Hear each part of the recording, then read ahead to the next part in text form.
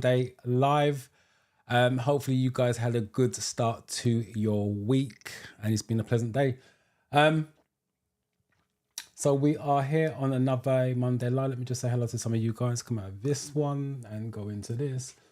Angela, hello and welcome. Thank you for the welcome back. Hussein, hey to you. Hello. Hopefully you guys are fine. Hold on, let me just turn it down. I can hear feedback. Right, so we are here to do another Monday live where we do a mock test. I will do a demonstration of a hazard perception. I know you guys are still struggling. The amount of emails I'm getting and the comments in the YouTube section as well on the various videos.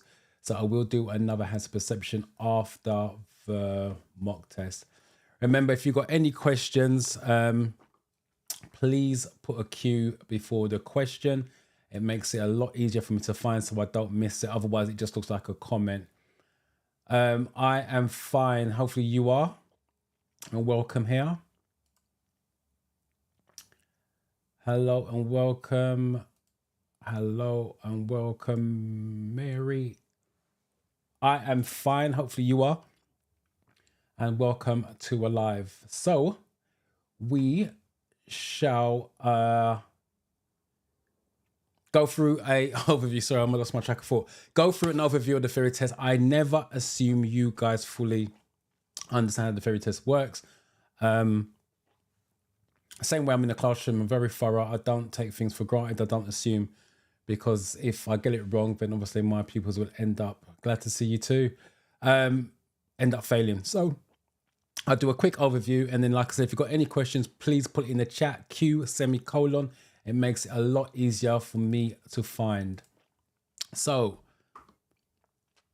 theory test is multiple choice, 50 question test. If you're using the app's got 777 questions, I believe, over the 14 categories. The theory test is made up of 14 categories. So for example, certain amount of questions from documents, attitude, road and traffic signs, incidents, accidents and emergencies. That's why I always say understand the questions, understand the answers.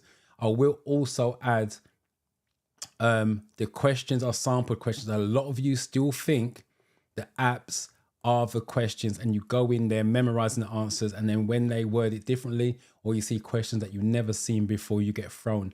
They are sampled questions. And the theory test is black and white. It's either safe or it isn't. And what you're looking for is the safest option at all times. If it doesn't lead to a safe option, then you're looking for a controlled outcome. You do have 57 minutes to do your theory test, which is a very, very long time. If you have studied, you don't take anywhere near 57 minutes. But if you have to take it. There's no embarrassment in that. I would rather take my time and make sure I get the questions right than rush it and obviously fail it. You need 43 out of 50 to pass. That's the minimum requirements. Obviously, if you get 42, it's going to be a fail. Once you've done the 50 questions, you can take a 3-minute break. And it's not to get up to walk around 3 minutes. It's just to sit, chill, and refocus. Me personally, I would take the 3 minutes and literally just chill, because it's obviously intense, done 50 questions, blah, blah, blah. And then you're now going to refocus on your hazard perception. It's 14 videos. 13 of them have single hazards, which can score a maximum of 5. One of them's got a double, 2 5s. You're looking to get 44 out of 75, and you need to average 3 across the board. So at the end of it, your average has to be 3 or more. If your average is below 3, then you are going to fail. So I repeat, you need 44 out of 75 on your hazard perception. As I mentioned earlier on, your answers, the majority of your answers is going to be a safe outcome. I will add, and hopefully it comes up on the mock today that we're going to do, if it's got safe, safety, safely in the answer, you have to shortlist it as a possible. And the reason why I bring that up, students in the classroom today, some of the answers they chose were the silly options, to be honest. We had to laugh about it, but some of the answers had safety in there, and they just totally overlooked it.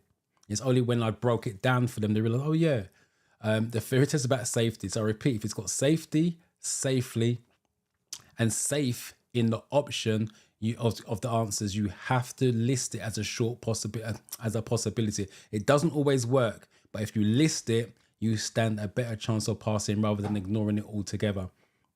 And if it doesn't lead to a safe situation, then you're looking for a controlled outcome. That's more or less your first aid questions. So it leads to a controlled outcome. It's the same as your driving test. The examiner looks for safety, control, but with your driving test, there are grey areas. You have to turn that grey area into safety or a control situation. On the theory test, it's black and white. It's either safe or it isn't. And like I said before, you have to choose a safe option. Otherwise, it's going to be wrong. All right, let me just catch up with the comments. I'm seeing this flying by.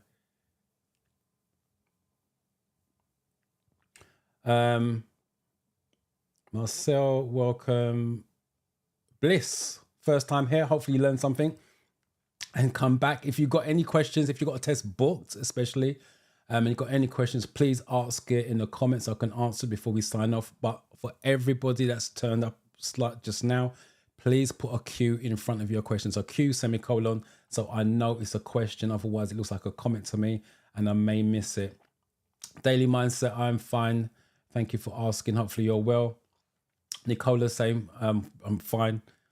Back to full health, more or less.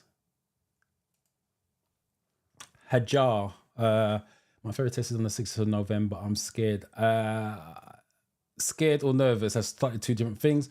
And this is for anyone taking the theory test as well. You are going to be scared. You are going to be nervous. It's natural. I think I've said this all the time on my life when someone says that. If my pupil says they're not scared, they're not nervous, it worries me because you need the nerves, adrenaline to keep you slightly focused. Same thing when you're driving test, you are going to be nervous. And I expect my pupils to be nervous on the driving test. It's you controlling the nerves. That's the key. If the nerves start to control you, that's a different story altogether. So hopefully the nerves, you are in control of your nerves. So it's not a bad thing. It's a good thing. If you didn't have it, you should be worried, to be honest. For this Friday, our pupils this week have got their test on Friday, 5 o'clock. So I wish you luck with that. Come back next Monday, let us know how you get on. Again, if you've got any questions, last minute questions, any doubts, put it in the chat. Let me send you in there Friday confidently by answering your questions. No problem. You're welcome. Hopefully that meant it's helped you pass if you've taken a theory test. On the 19th, a couple of weeks from now, on the Tuesday as well. You've got a couple more lives. And again, as I said earlier on, nerves and being scared is a good thing. Well done to you. Passed your theory test. That's a nice start to a Monday to know that someone's passed it. Congratulations. Let me know where you passed it at, what area, and what's your next step. Are you looking to take driving lessons or book a driving test because you've got some experience already? Liam, I'm sorry to hear that you failed. Again, it's not what you want to hear at this point in time because obviously you're gutted. When you guys failed, do not say I failed by 1. Yes, you need the 1 to pass, which would have made it 43. But you got 8 questions wrong. It's just the way the mind works. If you say you failed by 1, when you go and restudy, you study a little bit because you think you only need just the 1 mark to pass. And especially with something like that, you guys always run out. I just failed by 1, so I booked my test for next week or 2 weeks' time. You do need to study because you've got 8 questions wrong. And I'm going to be honest, 8 questions is a lot. Don't get me wrong. If you get 43 and pass it, take the 43. But it's still 7 questions wrong. It's a lot. And whatever those 7 questions are could be what you need to use for your driving test, especially if it's road signs and road rules. So just, Liam, before I leave you, sorry. The paperwork they gave you, go to the bottom of it and it tells you the categories you got the questions wrong in. Just restudy those categories. And then once you feel confident enough, go and book another one. Or book another one and work towards it. Is it possible?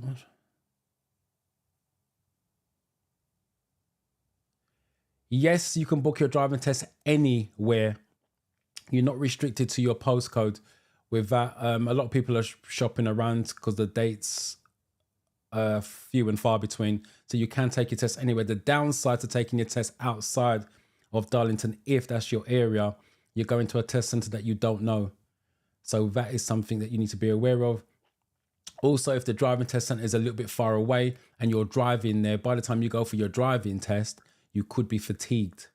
So that's something you need to take into account, because the driving test is mentally draining for like 40 minutes. And what was the other question? I don't do practical driving lessons. I do intensive courses, which combines the theory and driving as well for the whole week. I do week intensive courses, and those are fully booked up until February or March. I think it's March. Natasha, good evening. Praveen, hi to you. Got another question there.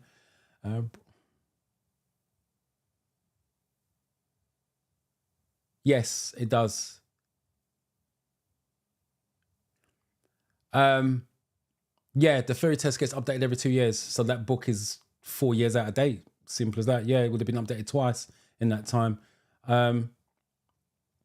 Yeah, so it does matter. The apps, the reason why I say do apps, because it gets updated instantly. So if there's a change in the questions or questions being removed, the people who do the apps it's updated instantly. Obviously, books are written in Word form, and that can't be changed. So that book is outdated, as the theory test gets updated every 4 years. But if you are a book reader, then obviously buy an up-to-date version, because not everybody likes apps. I am fine. Hopefully you are well.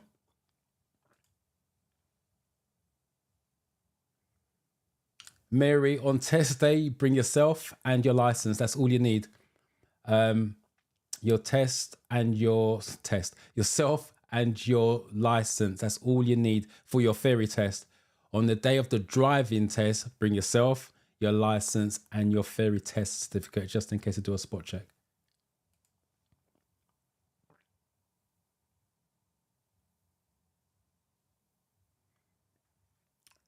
Right, let me just quickly explain with this.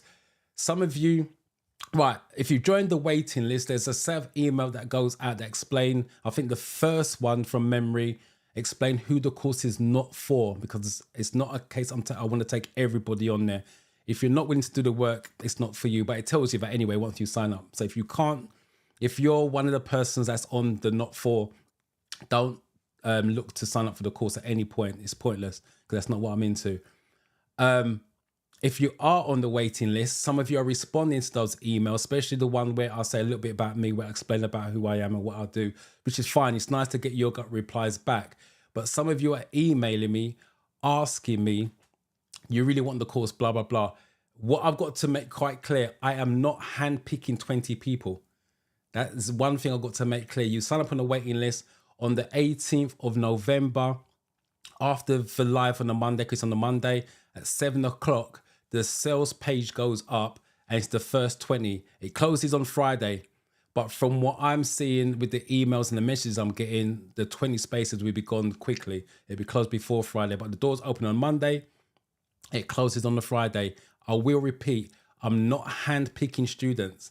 So sending me emails, explaining me your circumstances, don't get me wrong, I'm reading all of them, but I'm not handpicking pupils. It's just whoever gets in first signs up. And like I said, the 20 people get in, the doors are shut until next year.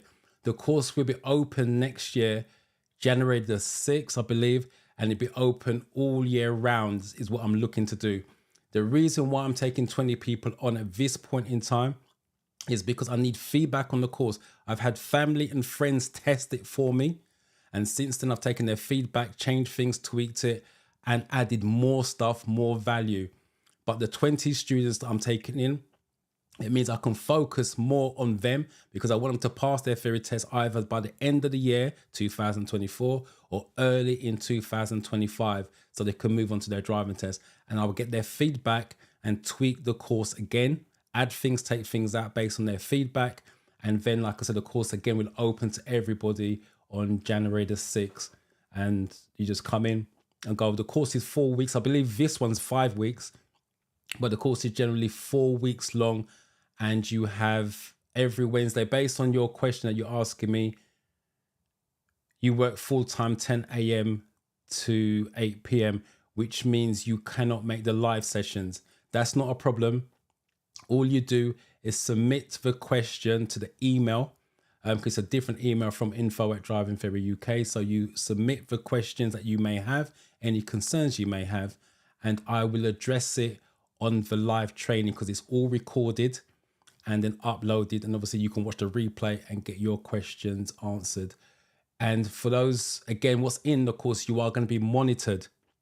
So with the course modules, I can see when you're completing them, whether you're taking the quiz or not. And the most important thing, I'm going to monitor you on your mock test, the questions, your hazard perceptions. I can see when you've logged in, how long you logged in for, and the scores you get in. And on that same platform, you can send me messages. So you literally got access to me 24/7. Send me a message at any time. And obviously, once I pick up the messages, I will respond back. And on the training itself, I will go through your personal data. So if you turn up to the training, that's where you're going to get the most benefit. I will go through your data for that week, and I can tell you your strengths and I can tell you your weaknesses. So I will set you a weekly plan, a weekly study plan, so you can move on. So by the time the course is finished at the end of the 4 weeks, you should be taking that theory test and you should be passing it. My pupils only have 1 week with me. You guys have got 4.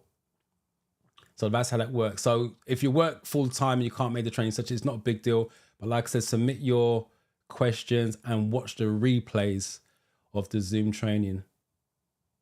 Rose, congratulations on passing, and thank you for letting me know. Coming back, let me know what your next step is. You're going to take driving lessons, or again, are you looking to book a driving test? Welcome. Hopefully you learn something, can keep coming back. Again, if you've got any questions, do what everyone else is doing. Put a Q in front. Makes it easier for me to find. The course starts on the 18th, or the doors open on the 18th. If you get in, because like I said, 20 people, the first 20 get in. Once you get in, you've got instant access to my slides that I use in the classroom.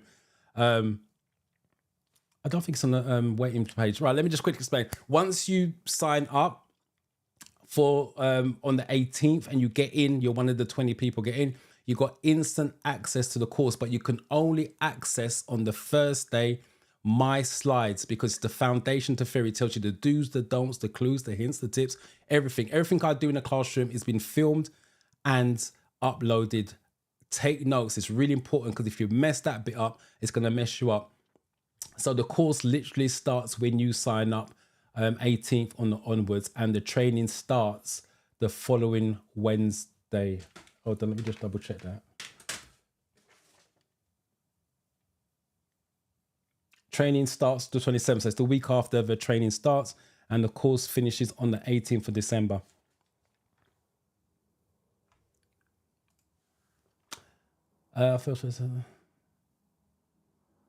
Again, as I mentioned earlier on, nerves, being scared is natural, especially if you failed it again. Just make sure you've done the studying based on the categories you messed up on. Right. Don Cali TV, 23rd. That's a few weeks away, so you've got plenty of time. Hopefully you can come back on the next couple of lives, help you out. Again, I stress, if you guys got any theory test questions, put it in the chat. Let me answer it and send you into your theory test stronger, more confident. Shins, hopefully you do well tomorrow. Fingers crossed for you. Garnett's first time here. Right, what I'm going to do, welcome.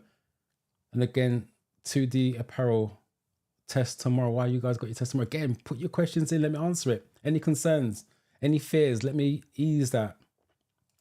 Right, I'm going to start the mock test because that's why you guys are here. I can rabbit on all day with you guys because I enjoy the lives. So let me share my screen. Right. For those of you who are here first time, let me just put this here. Hopefully you can see my cursor. Right. What you want to do is read the question. So in this one, what type of emergency vehicle is fitted with a green flashing beacon? Put the question number first. And then if you think it's A, this is A, this is B, this is C, and this is D. So if you think it's 1A, put 1A in the comments. There's a delay between me and YouTube and you and YouTube. I always want to make sure we're on the same page. So please put the question number and then your answer. And while you're doing that, I'll try and catch up with you guys. I'm glad Hajar, I'm glad the lessons are, or the videos, no, lessons are helping you. Hello, BMW 33, welcome.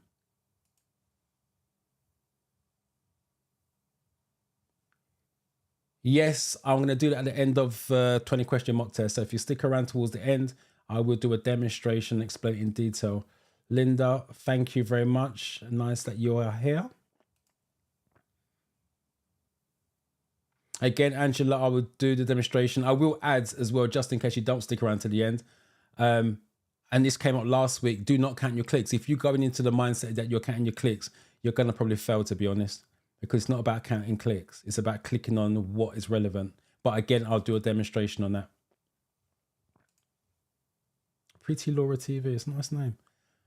Good evening to you.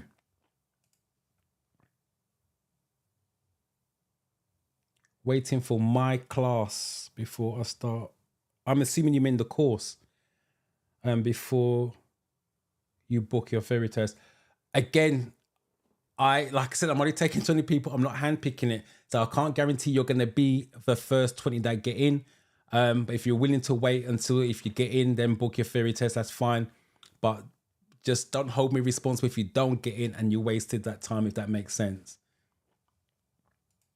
And I also, with the course as well, I will help you book your fairy test. I am a licensed trainer, so I've got a direct booking service with the DVSA, which I can book it online for you. So Linda said, I made the mistake of taking my test elsewhere. The big roundabout tripped me up. That's the disadvantage. Oops, let me put the question comment up. That's the disadvantage of taking your test somewhere else, because it's an area that you don't know. And some areas have tricky turns. And if you've got an instructor who can guide you, explain it, practice it, then you're the wiser on the day of a driving test. But I understand going to a different area because of the waiting times. If you can get it sooner, that's fine. I know everybody says driving is driving, but you want to stack the cards in your favor where possible.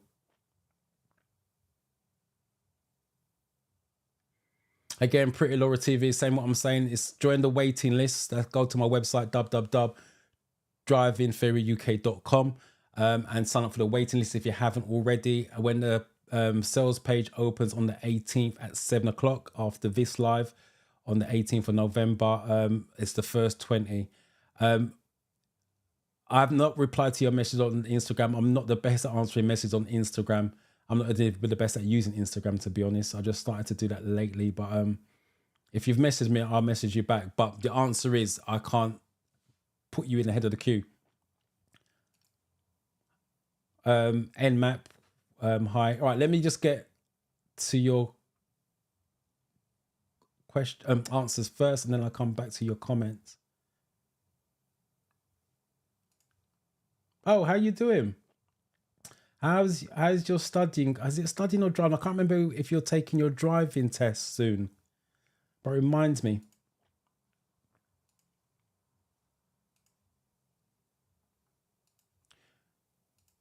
Right, it looks like you guys have gone straight for D.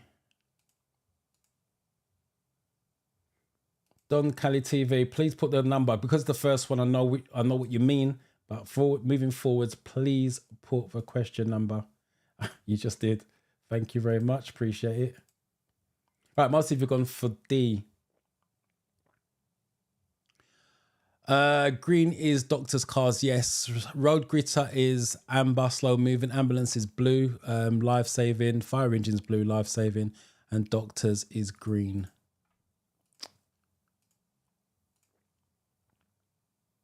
Right. Again, for those of you that are new, read the question. So in this case, what does it mean if this light comes on while you're driving? And then what you want to do is go to the image.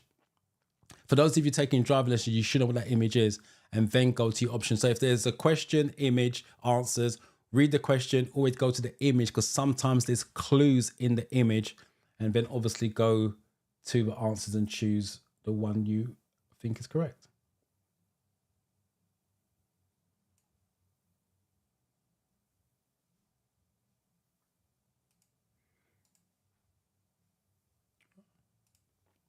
A big kid. Passed my favorite test Friday. Your videos helped me. Congratulations on passing, and thank you for coming back to the live and letting me know. It's appreciated. And again, let me know what your next steps are, please, because it's nice to know what journey you're going to be taking, whether it's driving lessons or driving test. Jonah, I'm saying that right? I passed. Oh, wow, this afternoon. Wow, 50 out of 50. Well done to you. The magical 50. And 63 out of 75. Wow, that's a really high score. Congratulations to you. So the studying actually paid off. Mary, no, you're welcome.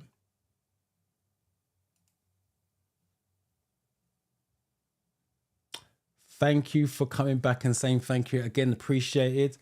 And congratulations. Again, Charles.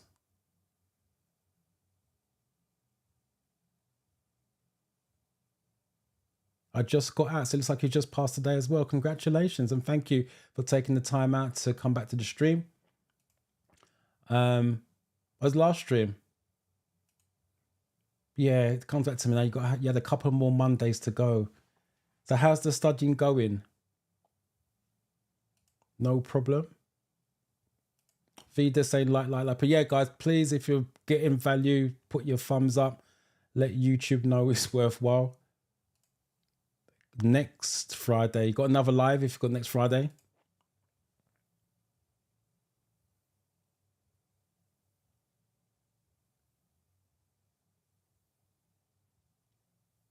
Well done.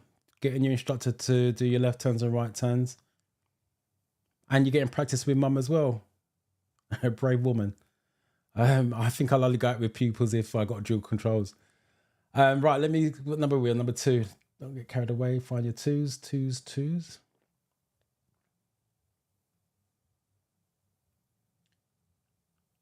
we go.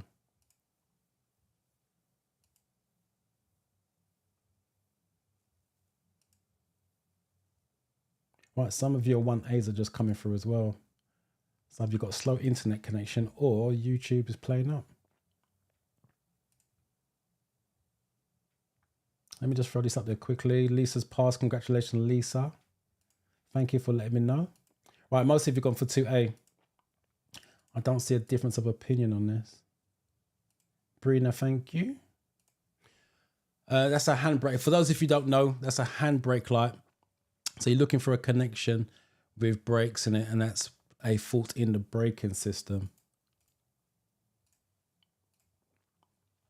Again, what does this motorway sign mean? Again, take a look at it and then go to your options.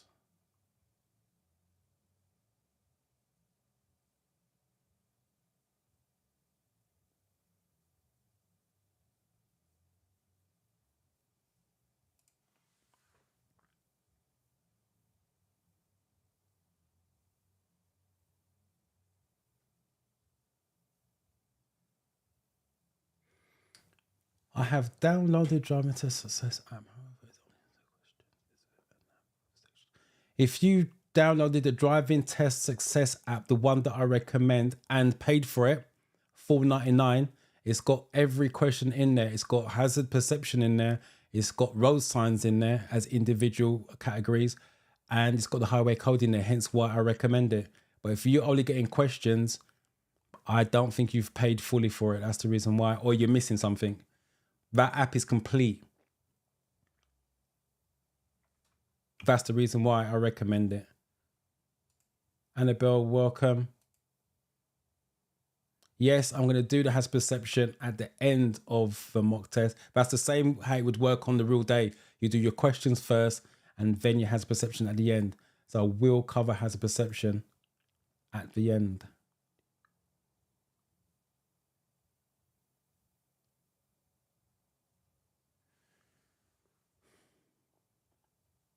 If you're being consistent with 40 out of 50, last 7 days still study. Don't get complacent. Don't slacken off.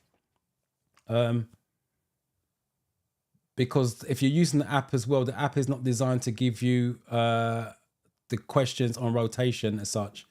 So for example, if you've done 10 mock tests, 50 questions, ideally that should be 500 questions, but sometimes the app will only throw up 300. It's just recycle questions. The app has 777 questions. So I will still practice just in case a question comes up that you haven't seen before. All practice is never wasted. So I'll just keep practicing. Hello and welcome. Yes, I'm going to do hazard perception. What number are we on? Number 3. Dig out your freeze. I know some of you are typing the Q's in there. I will get across to your questions. I'm just trying to take it on rotation. Jack's typed add answer maximum speed 50 miles an hour.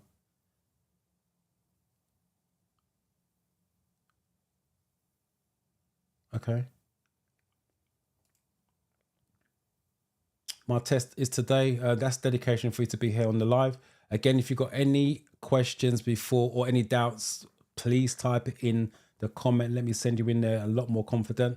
And I wish you luck with it. Come back next week. Let us know how you get on.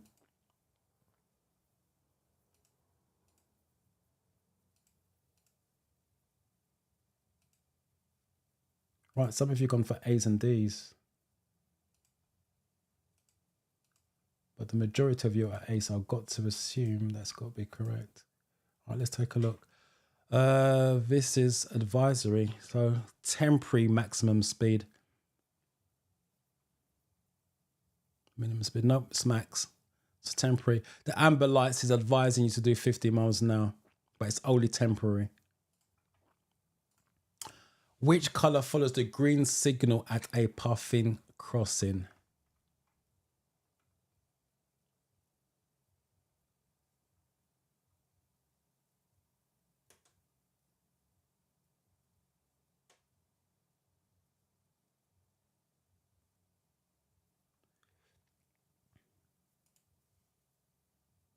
The name of my website is the same as the channel, Driving Ferry UK. So it's drivingferryuk.com. First time here, hopefully you get some value.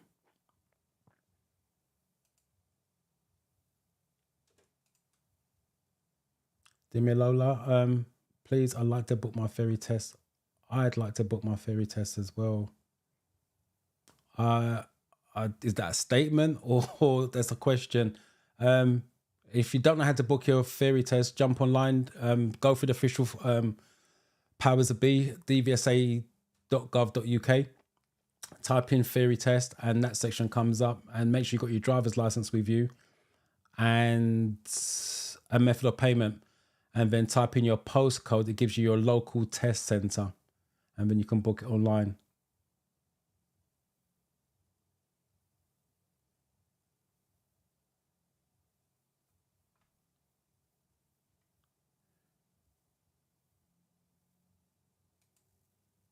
On the 12th, I'm assuming you mean 12th of November. I'm glad you're being positive. That's nice to know, and I wish you best of luck with it.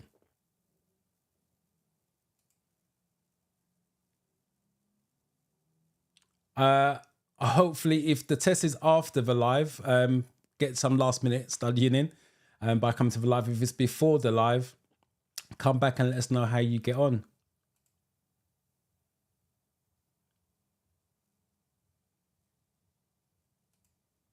Right.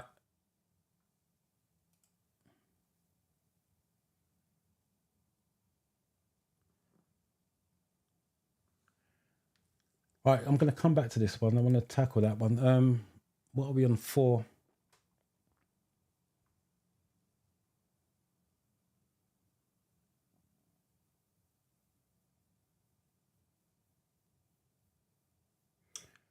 Here we go.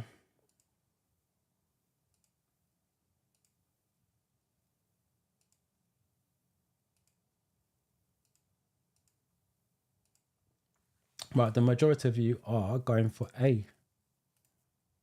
So again, I've got to assume that's correct. Our real authentic Jamaican cooking, welcome. How are you? Hopefully you're well.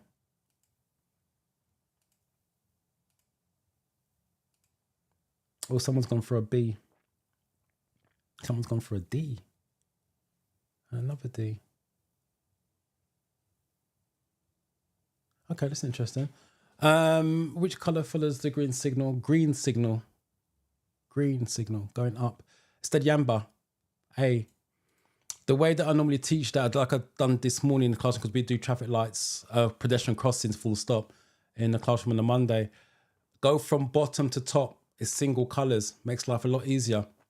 So because it's green signal, if you're going up, the next color's got to be steady amber because it's single, and then it's red. And then when it comes down, it's 2 colors, red and amber. Because that's the easiest way of doing your traffic lights. Green going up, single colors, steady amber, red, solid, and then coming down, it's red and amber together, and it goes back to green by itself. What makes your tires illegal? That's interesting. All right, let me come back to this question here. Goated Ghost. Right, this is, again, this is not what you want to hear, but like I said, I've got to keep it real. Give yourself the best possible chance of passing next time. I studied hard and failed. I got 33 out of 40, so 33 out of 50. All right, I'm assuming that's 33 out of 50 and then 43 out of 75 for your hazard perception. That's how I'm thinking how you're marking it. And you've got, so 10 marks. So in other words, what you're saying is you was 10 marks short of the pass mark. Again, I repeat, like I said, it's not what you want to hear, but it's going to give you the best possible chance if you take my advice. You didn't fail by 10 marks. You got 17 questions wrong. I'm not going to be funny. 17 questions is a lot. So that means there's a lack of knowledge in your studying. You need to restudy. And I guarantee you, if you've got the paperwork in front of you or to hand, go and take a look at it. You would have got a minimum of 5 categories wrong. If you're getting 5 categories wrong on a theory test, it means your knowledge is weak generally. So you didn't miss it by 10 marks. You need 10 to pass, but you missed the 50 by 17. That way, if you train your mind to be 17 marks short, it should make you study harder. But like I said, it's not what you want to hear, but I like to give the honest truth and advice. That's what I do with my pupils in the classroom, and it produces results. So hopefully you can study those categories and be stronger next time out. Hazard perception, obviously you're missing it. Again, same sheet, look on the paperwork. It gives you a breakdown of your VGLs, how many 5s, how many 4s, how many 3s. If you got 43, it means you got lots of 2s and 1s, and you would have probably got a few 0s on that as well. So again, take a note on that, and then obviously practice your hazard perception as well. And hopefully the next time round, you'll get it. What are we on 5?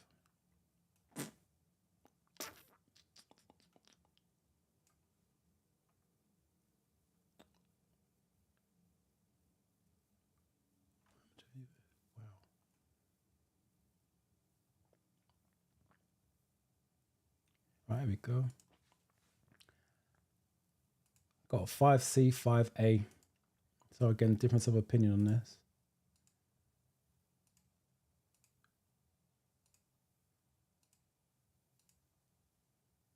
Five A as well.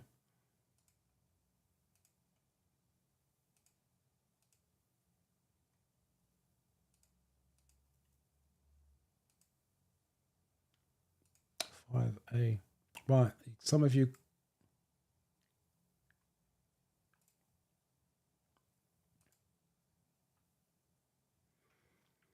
Right. What was it? A and C.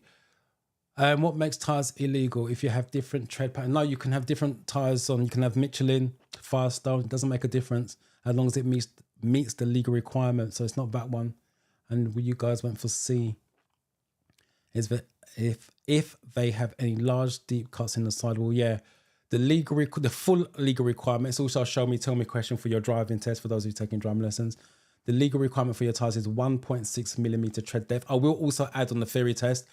Regardless of what tire they talk about, they can talk about trailer tires, car tires, caravan tires, and lorry tires. The tread is always going to be the same 1.6 millimeter tread depth, and no cuts, bulges, rips, or tears in a tire wall. And it actually carries points. So if you are driving around in a car with damaged tires, you can end up 3 points on your license. And it's 3 points per tire, by the way, as well. Just in case you didn't know that. You're looking for somewhere to safely park your vehicle. Where would you choose to park? All right, let me get some of these cues out.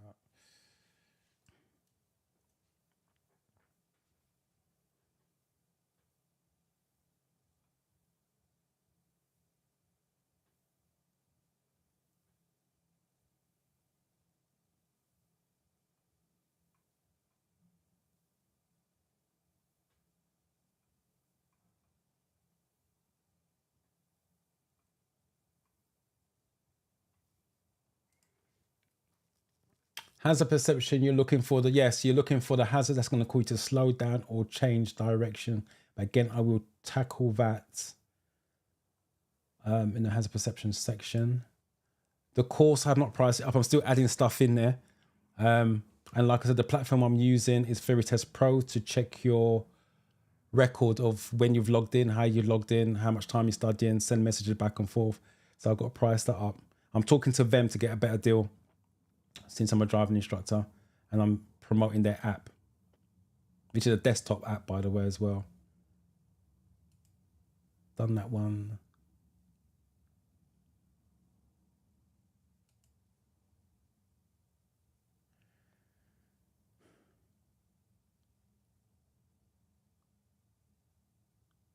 No, if you're using the app is thorough.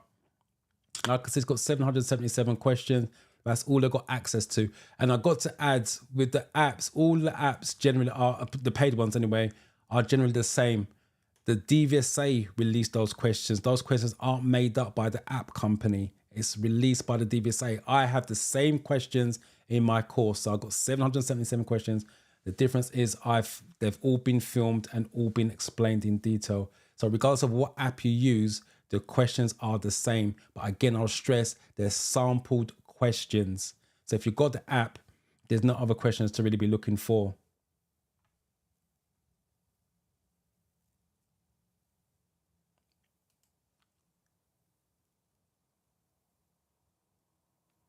"13th of December. You forgot to let me know. Hopefully you are doing well. Hopefully it's been a long time. So hopefully you are doing really, really well. Are you driving now or working towards your test? Let me know. Get rid of that. What number are we on? 6. Let me catch up with you guys.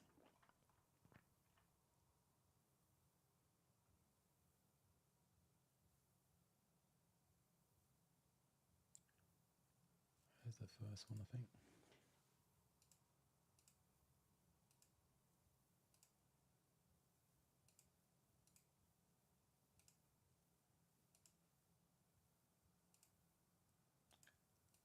Most of you, again, just like oh right, 18th of this month, just round literally 2 weeks time. What center are you taking it at? Let me know what center, what area. If you don't want to shout that out, just what area you taking your test in. Right, most of you have gone for A.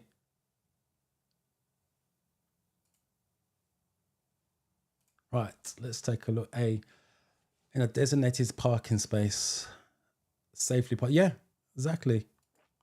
Safest option. Where would it be unsafe to overtake?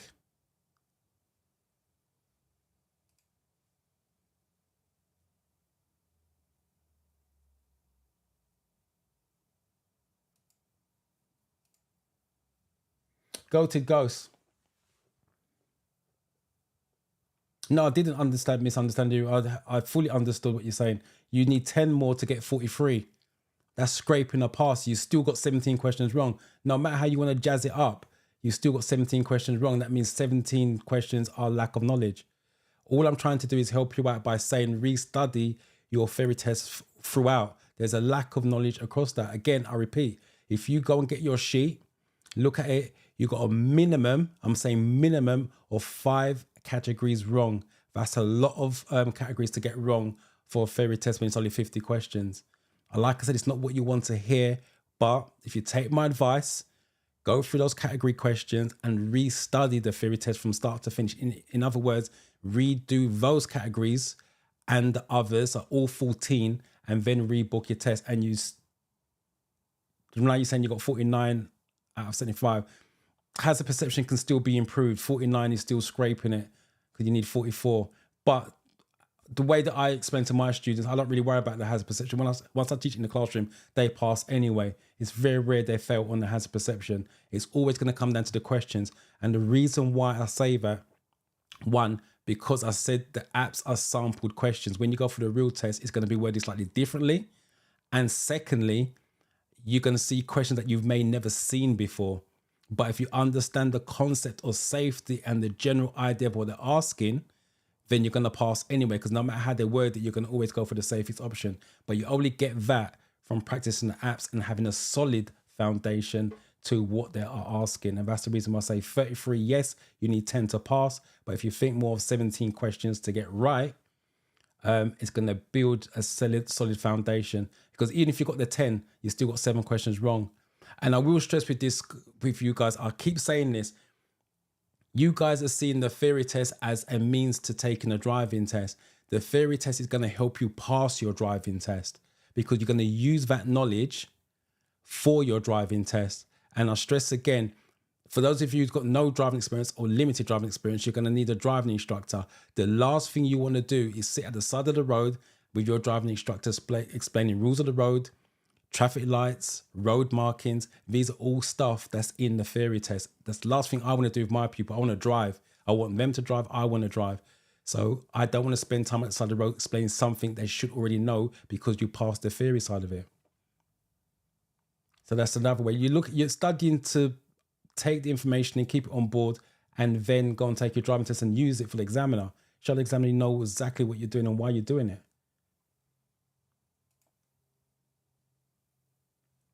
No, congratulations and thank you for letting me know. Appreciate that.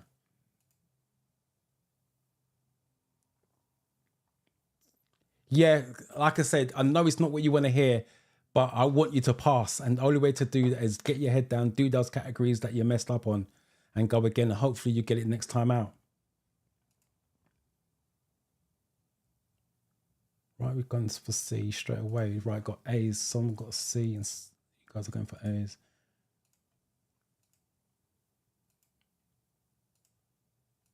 Got B, so A, B, and C you guys are going for.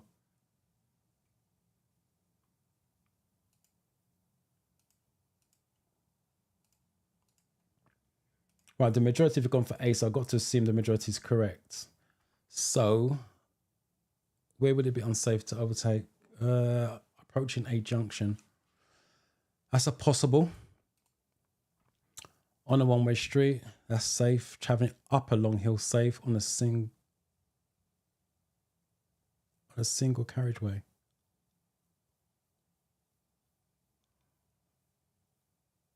Interesting. Okay. On approach to a junction, because a car coming out may not be able to see you. That's the reason why you don't overtake on approach to a junction. Your vehicle has stalled in the middle of a level crossing. What should you do if the warning bell starts to ring while you're trying to restart the engine?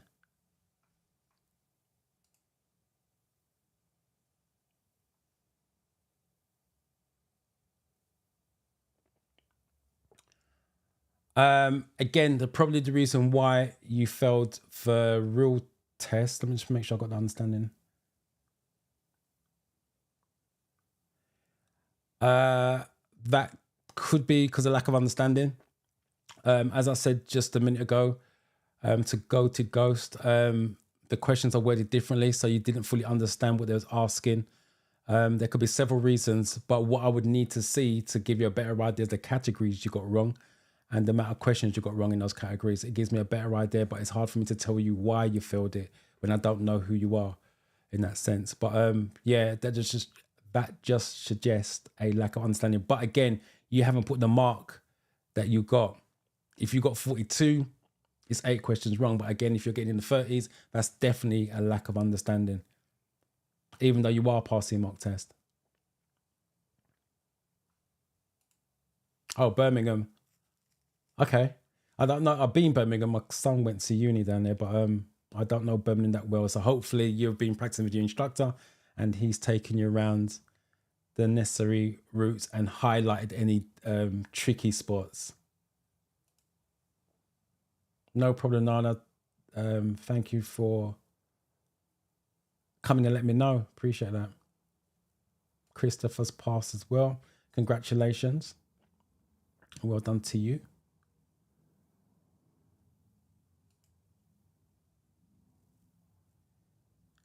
It's funny, this came up in the classroom this morning. Yes, the theory test is worded badly, written badly, worded badly, and some of the answers are open to interpretation.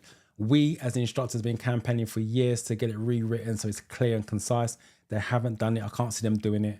But I totally agree with you. The wording is really, really poor and it's misleading in some cases.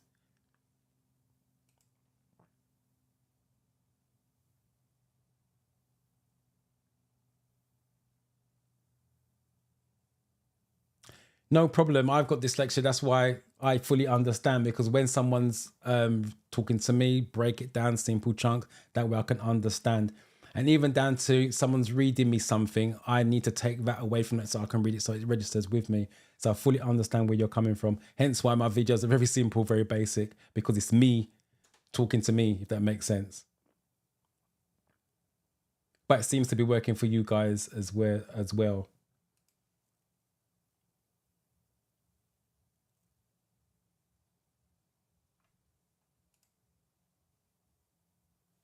Yes, I appreciate that. Again, it's not to have a go at you. It's not to make you feel bad, but it's just to motivate you to get your head down and just go back to basics.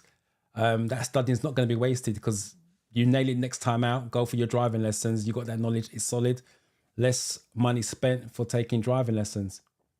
So I wish you well with that.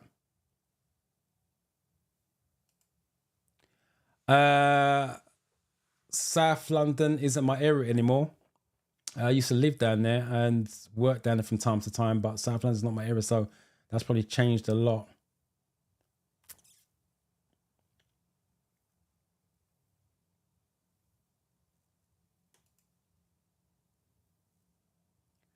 Driving experience, 13 years driving tractors, private land. That's useful. I had a guy this morning, my pupil this morning in the car. He's got 20 odd years driving construction plants machinery. But he's got what we call it, the ball that's on the steering wheel. So he struggled with the steering slightly, but his clutch control was pretty decent. His driving's pretty decent. All because of driving construction plant machinery. So every bit helps. Milubiri. Hopefully I'm saying that right. I'm butchering your name probably. But congratulations on passing. And thank you for coming and letting me know. Appreciate it. Right, let me...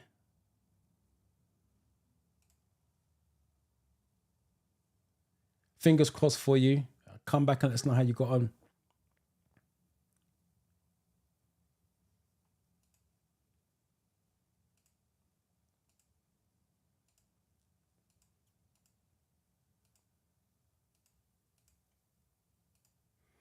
Right, the majority have gone for C. Some of you are still typing just the letter, not the number. So I don't know if that's related to this question or question 7. So please type the question number, in this case 8, and for in this case 8C, rather than just typing C. Right, Let's go straight for C. Get out of the car. Clear. Yeah, obviously that's the safest option. Get out of the car. Get everybody out. Stay safe. What can seriously reduce your ability to concentrate? Seriously reduce your ability to concentrate.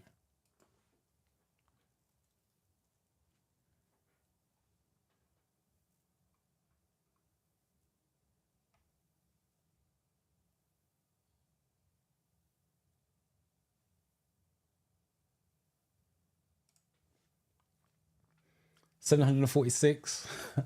Okay. Appreciate that.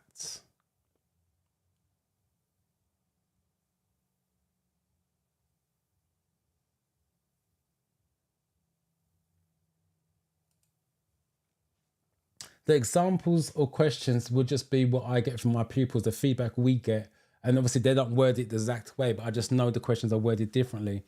But all you need to know is it's not worded completely differently, but the outcome is still going to be the same. It's going to still be the safest option, regardless of how they word the question. That's what you got to understand. It's about the safety option. That's what you want to go for. And that's why I said practice enough times on the app so you fully understand the gist of what they're asking, i.e. coasting questions, engine braking, which is the same thing. What does Ford mean? That type of thing I'm talking about.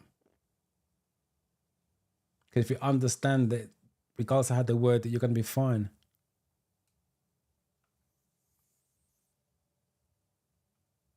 And I'll tell you something as well. What number is that? Number 9. When the pupils have their one-to-one with me, so they do a mock test, and then they come into my little office and we go through the flagged questions first, and then we go through the wrong answers. I still read the question from start to finish. I read every single answer on there because, one, I've got dyslexia anyway, and 2, even though I do it every week, I don't assume anything because sometimes the app updates the question, and the last thing I want to do is just read part of the question thinking, oh, that's the answer, and the answer's wrong. So I still read it. So if I'm still reading every question, every answer, and sometimes I got to read it 2 or 3 times, but partly that's because I'm dyslexic. Then the question is what, and I do this every single week. The question is, why can't you guys just take a little bit of time out just to read the question very carefully, read the answers very carefully? If you're not sure, flag it, move on, and then go back to the flagged ones at the end. Because the reason why I recommend the driving test success app, it's similar to the real test. You can still flag it, you can still move on and go back to the flagged ones.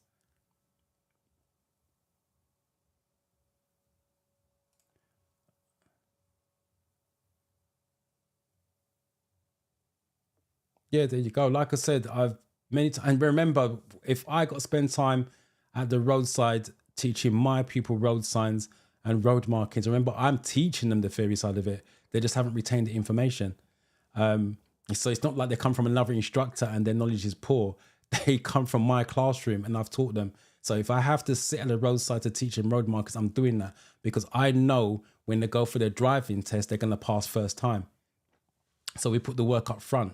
If you cut corners, it seems like a good idea at the time. But when you go for your driving test, especially with the waiting time the way it is, and fail your driving test because you didn't know what road marking was, you missed a road sign, whatever it happens to be, then you go to the back of the queue for another 4 to 6 months. That's gutting. So I make sure my pupils understand the theory side of it, whether it's in the classroom or outside the classroom, because I know when they go for that driving test, they're going to pass first time as well.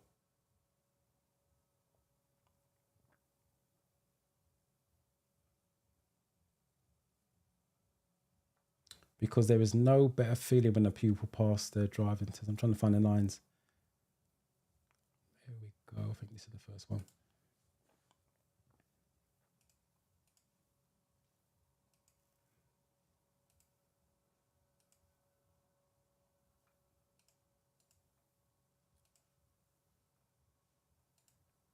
Right, most of you, oh, someone's gone for a B.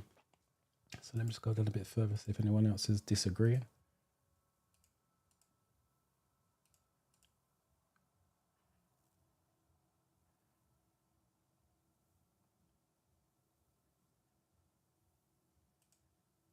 I didn't see you reading my text. What, on the live? Are you talking about on the live, or have you sent me a physical text? Please clarify. Right, most of you went for D, I believe it was. Yeah, drugs. Shouldn't be taking them. Full stop. What's most likely to waste fuel? The key there is most likely to waste fuel.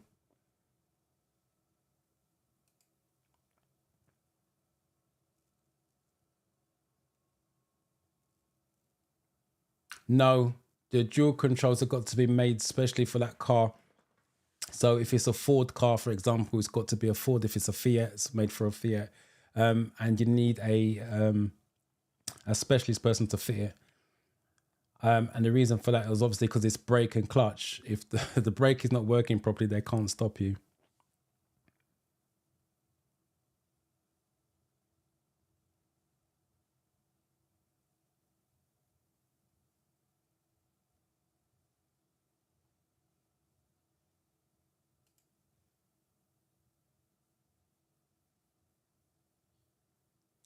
I appreciate that. I appreciate that a lot. I get my stats, and you guys are sharing the channels. Like, I think last week's stats was 646 shares. So, guys, you don't know how much I appreciate it. Hence why I do what I do for you guys to give back.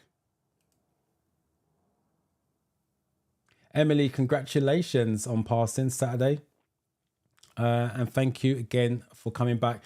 I appreciate you guys coming back and letting me know that you've passed. I also appreciate the ones coming and saying, I know that can't be easy.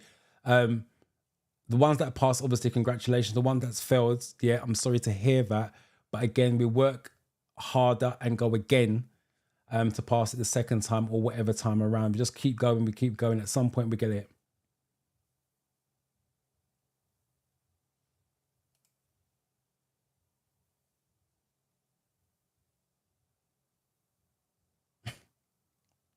Maria, I appreciate that. You watched the study with me. I think I got another one. Practice makes you better. I think the study with me was the first one. So I think it's 15 questions to give you a head start. And I think practice with me, I can't even remember that, it's so long ago. It's about 20 questions, I believe. So those two playlists I would definitely recommend because it gives you a head start to all the categories in there.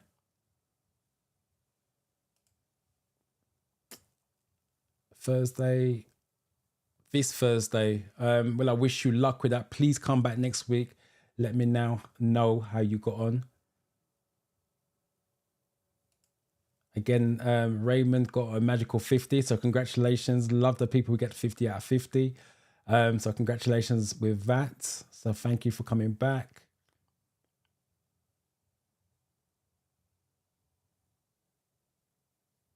Robert Lee sending out some love to Martha. Right, let me 10.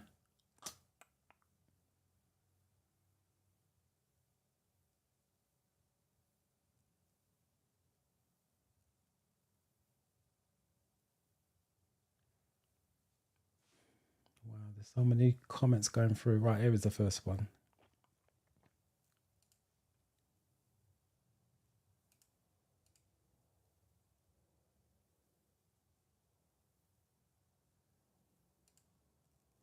Right, so it looks like, again, the majority of you are gone for A, so I've got to assume that's the correct answer.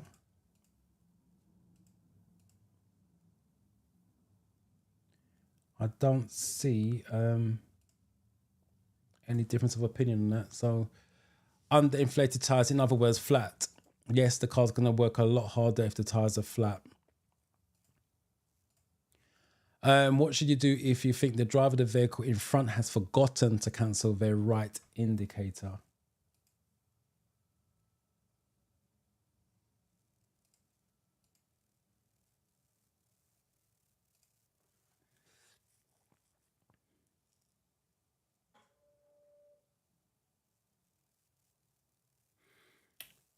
When you do driver lessons in the real driving test, is that an automatic fail? No, it's not. With the modern day car power steering, the examiner will accept crossing the hands, providing the car stays in control. With the driving test, it's the outcome. So if you lost control of the car crossing the hands, it's going to be a fail. But if you kept control of the car crossing the hands, you're still in the game. So it's always about outcome. So the driving test isn't black and white. You do this, you fail, do that, you pass. It's a case of what was the outcome? Was it safe? If it was safe and controlled, you're passing all day long. If it wasn't, then obviously he's going to mark it down. Now, it depends on the category he marks it down, because there's 3 categories. There's minors, you're allowed 15 or less. There's a serious, you're not allowed any S's. And there's D, which is dangerous. You're not allowed any dangerous ones. So it's the outcome of the fault you committed.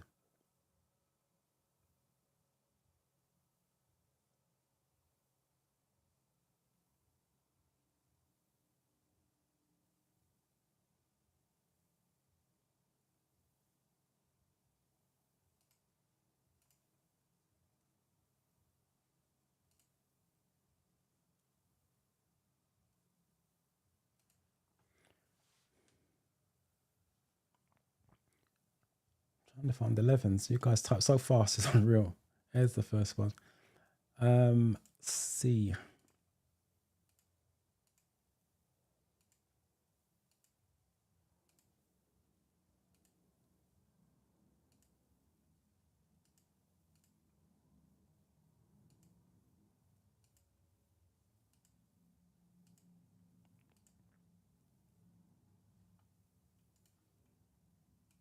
Right, the majority is C.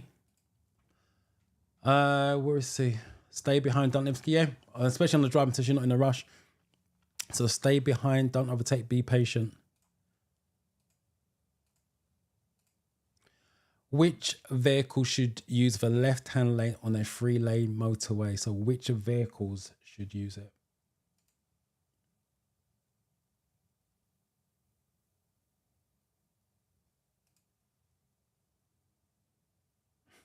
Appreciate that.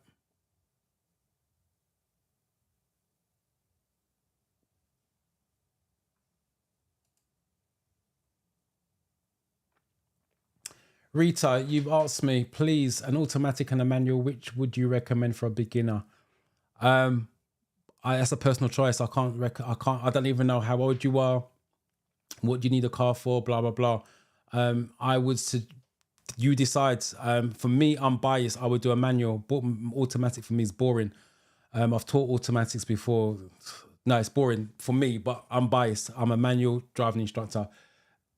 Driving a manual automatic is a personal choice. So you need to decide on what your outcome is going to be in the next 5 years. Like I said, I don't even know how old you are. If you're a younger person, I would always recommend manual, because you can drive both. If you're older person, i.e. my age, for example, if I was to take automatic at my age, I know I'm not going to be changing. But if I'm a younger person, I would look to do a manual.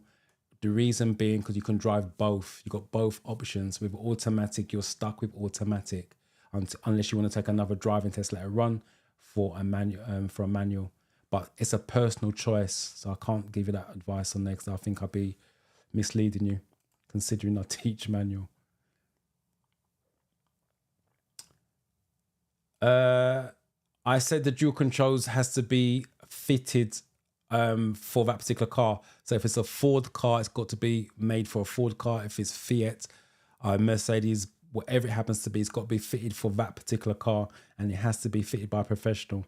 Because as I mentioned earlier on, if the brake doesn't work or it's not fitted properly, the person can't stop you. So it's got to be fitted professionally and made for that particular car.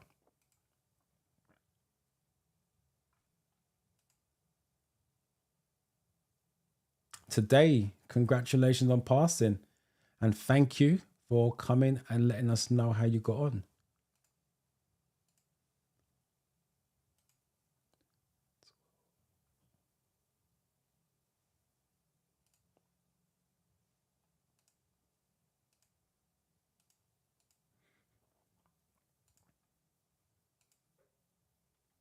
Again, straight off, you can see most of you are going for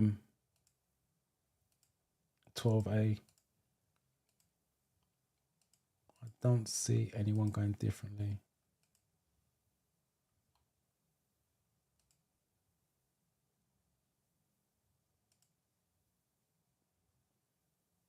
Most people do, but the reason why they do automatic is because they think it's quicker. If you've not got no driving experience, that's the wrong one. It's because you're on 12. Right. Which vehicles should use the left-hand lane?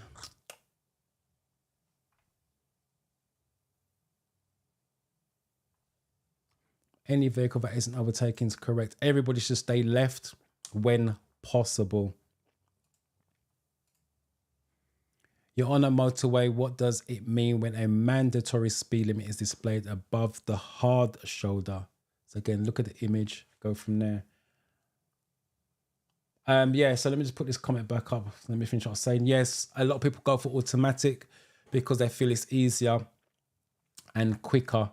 I'll be honest with you, if you've got no driving experience, you're probably going to get on the roads, as in the main roads, a lot quicker in automatic because there's no gears. But once both of you are on the roads, it's pretty much the same. It's the same observation skills. The only difference is in a manual, you have to change gears, obviously go down to go around corners, stuff like that. But again, it's a personal choice.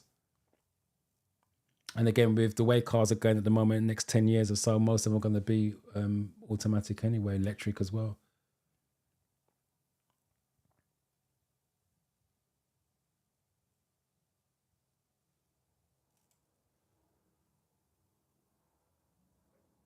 Yes, that is true as well. With automatic, because there's no gears, with automatic, you can be a little bit fast on approach to corners and then brake at the last minute because there's no gears. It does, manual does keep you engaged, hence why I like teaching it. When I've done automatic, I've really found it boring. But yeah, like I said, that's just me. But you're 100% right. Manual's more engaging. You just got more to do. It keeps you a bit more alert and awake.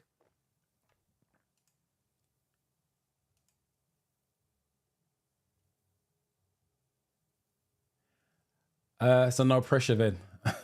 That's a banging score. But yeah, so no pressure. So are you going to try to get the 50 out of 50, 75 out of 75 as well? Or just go for the pass?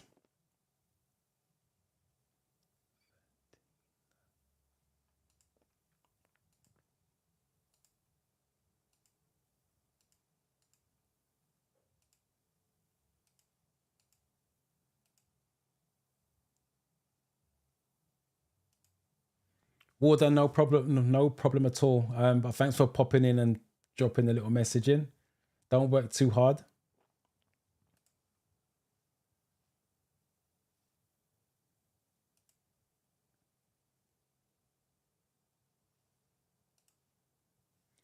Right, most of you look like you've gone for D.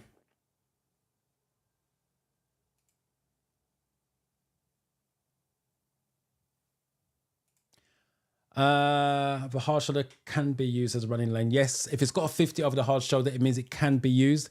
If it's a red X across the hard shoulder or over the hard shoulder, it means you cannot use it.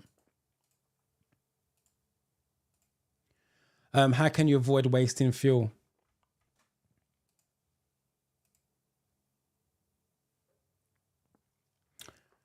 Yusuf, got a driving test soon. Let me know what centre you're taking your test at, what area.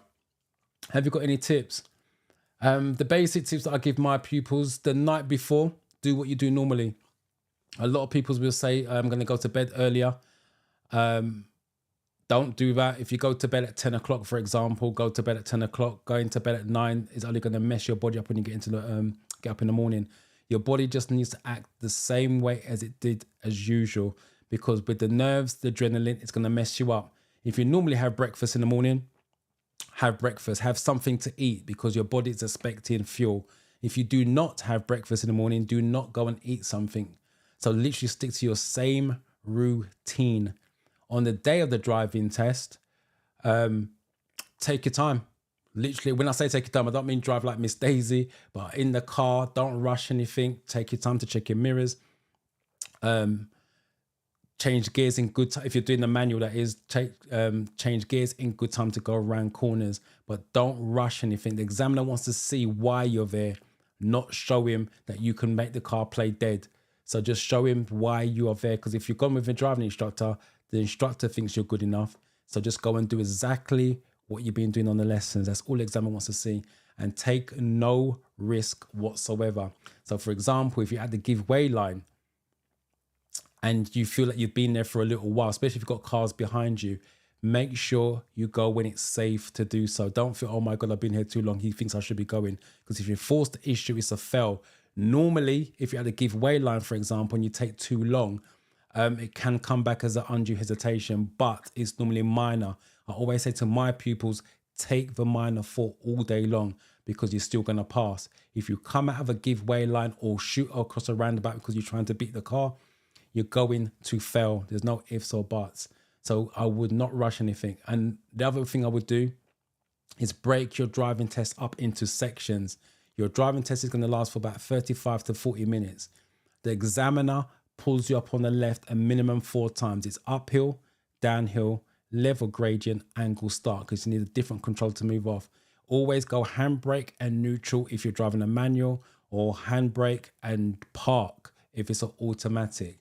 He will say to you then, drive on when you're ready. It is when you are ready. Take a deep breath so you can focus and ask yourself what he's looking for. And he's looking for blind spot checks. If you do not do your blind spots, you're going to get marked down. But the biggest thing you take away from what I just said, take your time. It's just another driving lesson with a stranger. So hopefully that helps you out.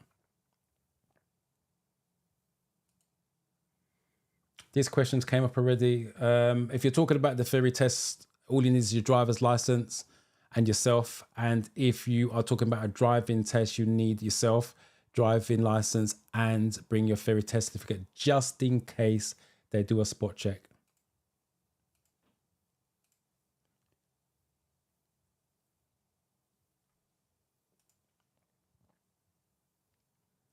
I appreciate the popping in, Khaled. Hopefully you can make time for the future Mondays until you pass your theory. Norfolk, no, I'm in Luton and I am working out of North London at the moment, but Norfolk is nowhere near. And Norfolk's a busy area as well. I do know Norfolk, but I don't work down there.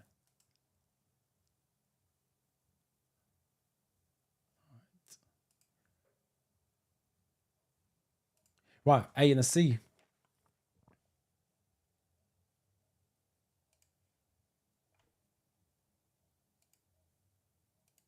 I've got A, C, and B's. Alicia, I've seen your question. I'm going to answer that in a minute.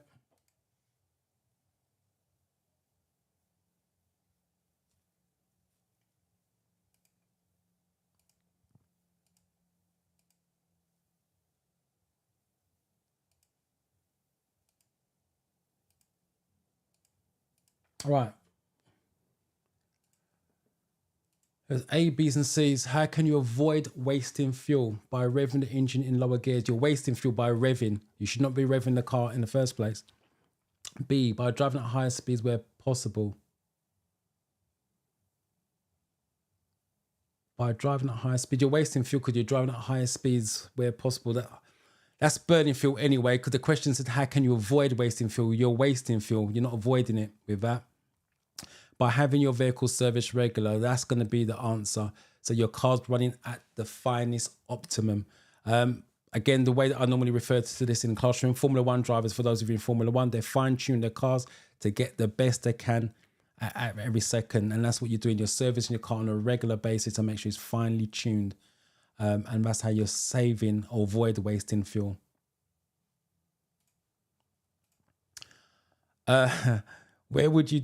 What would you do? That's my dyslexia kicking in. Say where. What would you do if you see older people crossing the road ahead? Again, look at the image and then what would you do?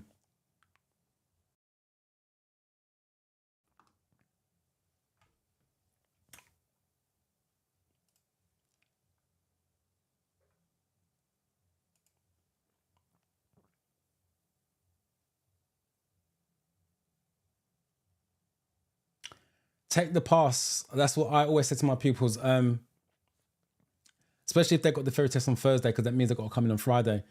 When they have their test on the Friday or Saturday, I don't get to see them again. Only my people on test day.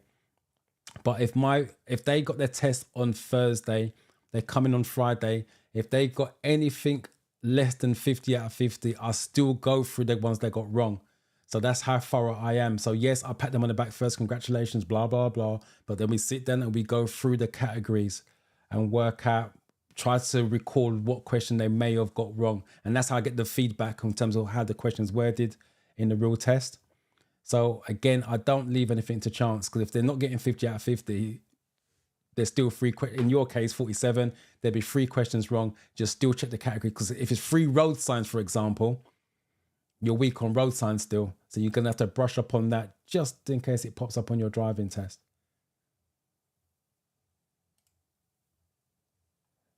No problem. I'm glad you're here.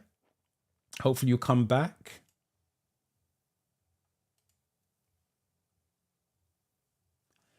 Uh, 11 times is a lot. The question you got, if you got all the paperwork, that's a lot of paperwork. So hopefully you kept it. And that's another thing. Some of you guys come at the theory test, failed it, screw the paperwork and throw it away. You're not going to learn anything from that. What you want to do is make sure you keep the paperwork, because it gives you your baseline.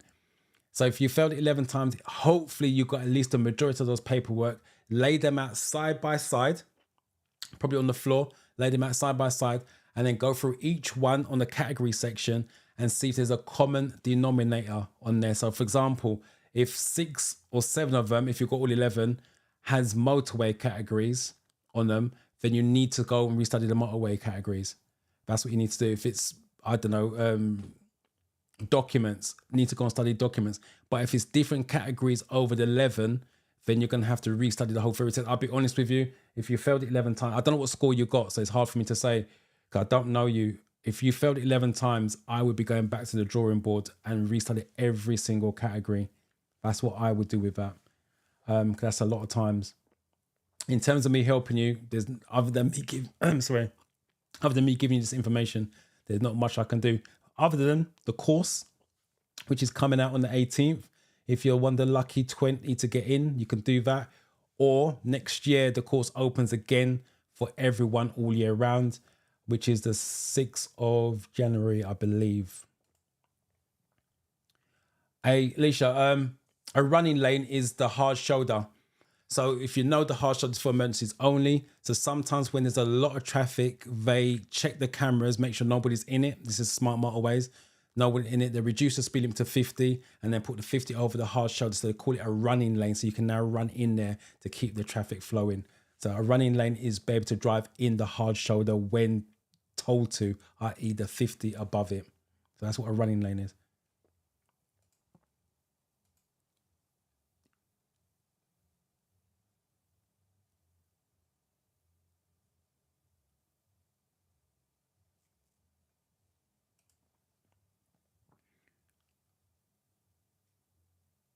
I like your avatar. It's quality. Right, I got C's and a B.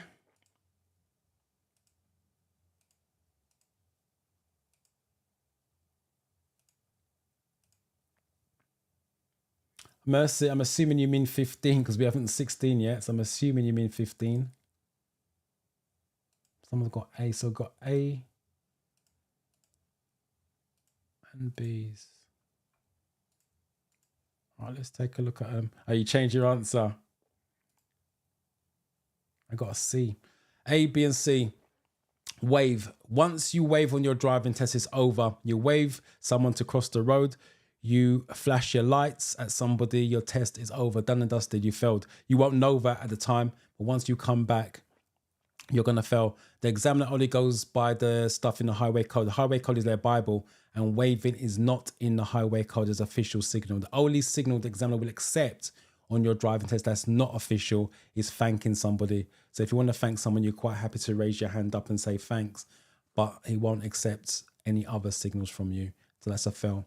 What was it? B. Be patient, allow them to cross in their own time. That's the safest option. And the other one was a C. Tap the horn in case they're hard of hearing. You're going to scare the life out of them. If you can see them, the question is, why would you want to tap your horn? So that's a no. And then obviously revving your engine is a no. So yeah, be patient. Allow them time to cross. You stopped at a pelican crossing. What should you do if a disabled person is crossing slowly in front of you and the lights change to green? This, I'll let you answer it first before I come into that.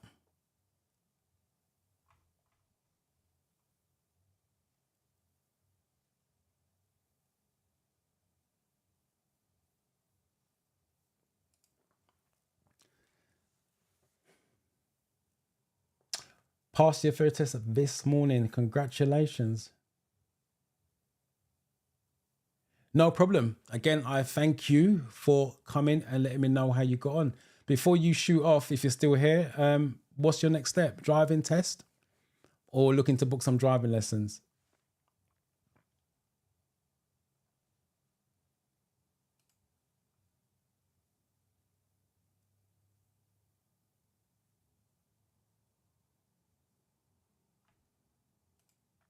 Oops, wrong one.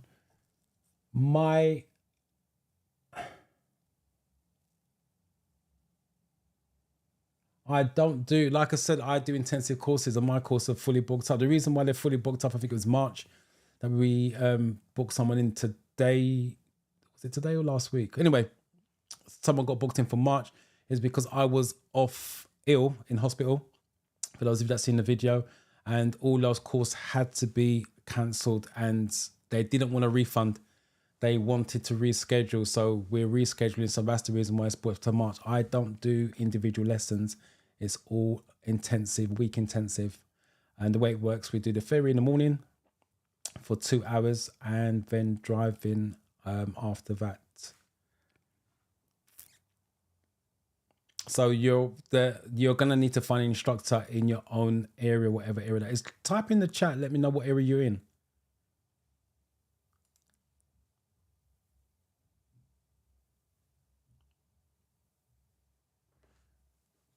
I hope, Dunny boy, hopefully you meant you watch my videos and then pass, not watch my videos and still fail. So hopefully you meant you watched them and it's helped you pass.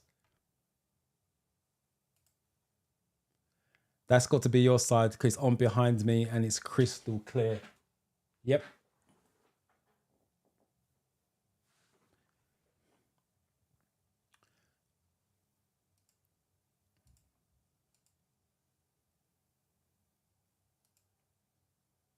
Right. Again, from the first look at these guys, you guys are going for C.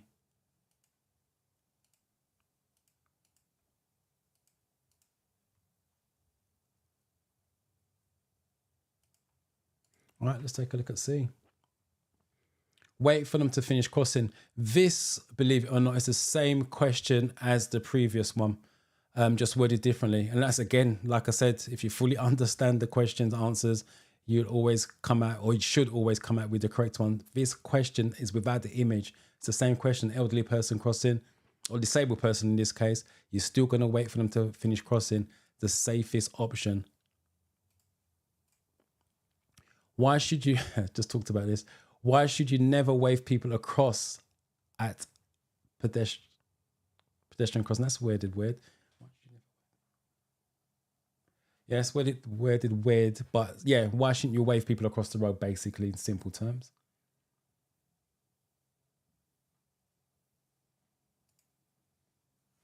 I'll take practical lessons.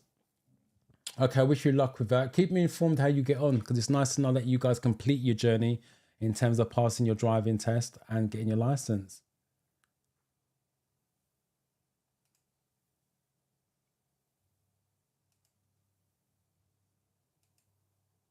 That's good to know. Again, that's good to know. I'm going to do a demonstration. For those of you still struggling with hazard perception, I will do a hazard perception demonstration straight after this.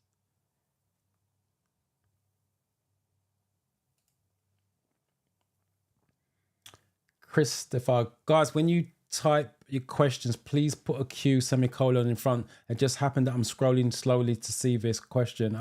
It looks like a comment.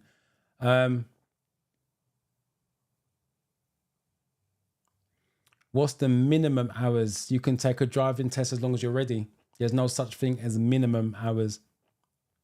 Some people will take 10, some people take 20, some people take 30, 40, 50, 60. There's no such thing as minimum hours in terms of from taking a driving test in the eyes of the DVSA. You just have to be test ready to take your driving test. So there's no minimum hours. Oh, congratulations, first attempt. Don't have to go through that a second time.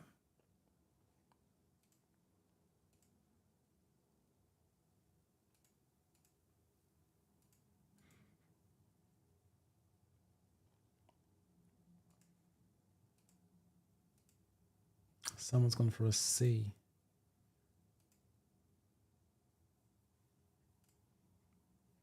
Right, the majority of you have gone for A. Let me just explore what C is. Why should never wear C? They may not be looking. That's not the reason. The safest option is another vehicle may be coming. The reason why the examiner doesn't want you to wave anybody, why you shouldn't wave anybody full stop, because when you wave someone to cross the road, that's what they do. They literally cross the road. When you stop, let them decide, then they start to look to see if it's safe. So technically, if you wave somebody to cross the, let's try again. If you wave somebody to cross the road and a car or a bike carries on and hits them, you're partly to blame because you told them to go. And that's the reason why you don't do it. I repeat, if you did it on your driving test, it's over. Which instrument panel warning light would show that headlights are on the main beam?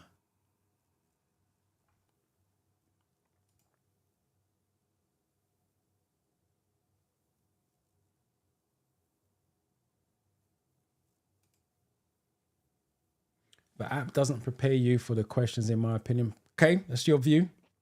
I think it does, but that's your view. Everyone's got a different opinion. I'm not going to disagree with you because everybody learns differently. But that's your best solution in terms of being properly prepped for a ferry test, because you're going to go in there with no knowledge unless you're using books or Googling stuff. But everyone, like I said, it's got different opinions. I'm not going to disagree with you. You still got to the same conclusion of passing the ferry test regardless of how you studied.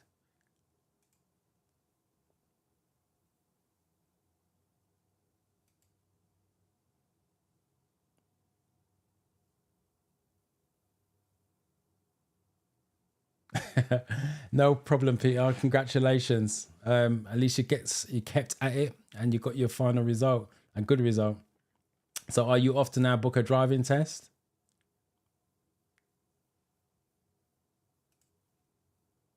Wow, 6th of January.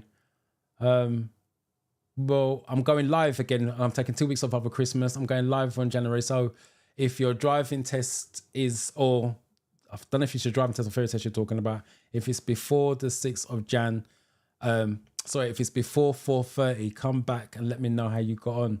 It'd be nice to know that you got a good start to the new year.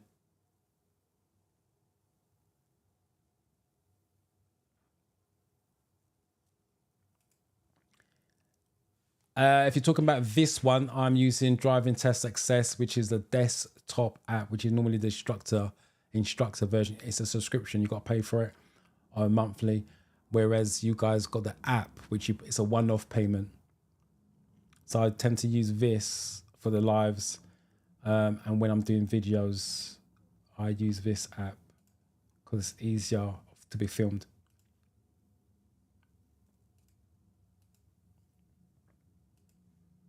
But again, I would always recommend Driving Test Success. It's just got everything on it. It's just simple to use, very user-friendly. And it's similar to the real test. Right, majority of you gone for A, but I've seen a couple of Bs on there.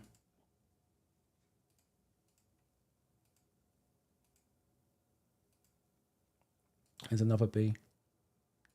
Already booked for next year. Wow. Don't waste no time. Right. A and the B. Right. This is headlights. When I say this, I don't know if you can see it. That's headlights. So that's your main beam. That's what they're asking. That's indicators. That's your handbrake light. And that's your hazard warning light. So it's A. Why are vehicles fitted with rear fog lights? So what's the reason for it?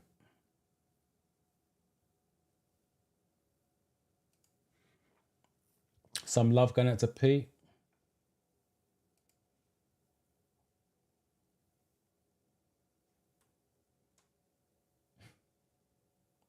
There you go. So someone's done the 774 questions twice and got 48 out of 50. Like I said, as much as I'm saying do the categories, do all the questions, blah, blah, blah, you got to do what works for you. I just know if I'm doing it from scratch, I'm teaching someone from scratch and they've got the time, I'm going to teach them to do all the questions, all the categories.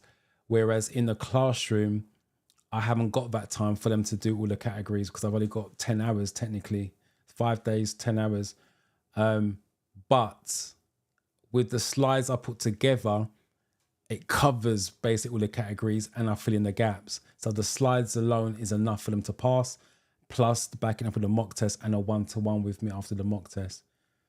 So that's the reason why it works. But if you've got the time, break it down into categories. And the other thing as well, the reason why it works because we do intensive. They literally jump in the car straight after theory training. So which means they now can apply that theory training in the car session. So it stays fresh. It stays immediate. Rather when you guys are past your theory test, you probably wait another 3-4 months before, in some cases 3-4 months before you even take driving lessons. And obviously 3-4 months to take a driving test. So they are using that knowledge straight away. So it's reinforced. Hence why, if I have to stay at the side of the road with my people to reinforce that, I'm doing that because I know it's going to pay off on the day of the driving test.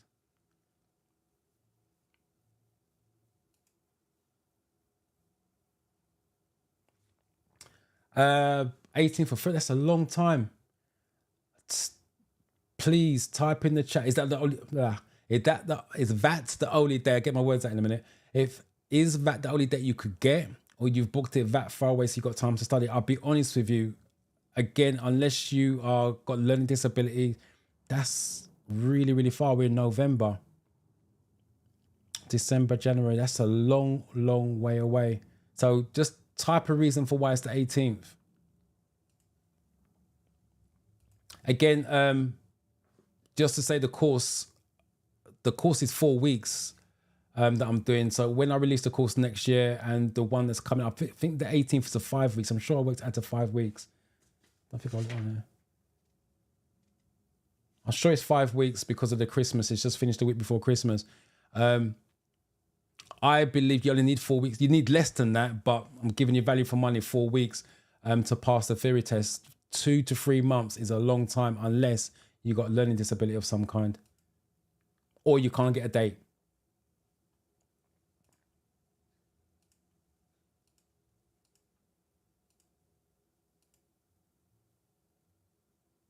Right, most of you have gone for D's, but I've seen a couple of B's on that.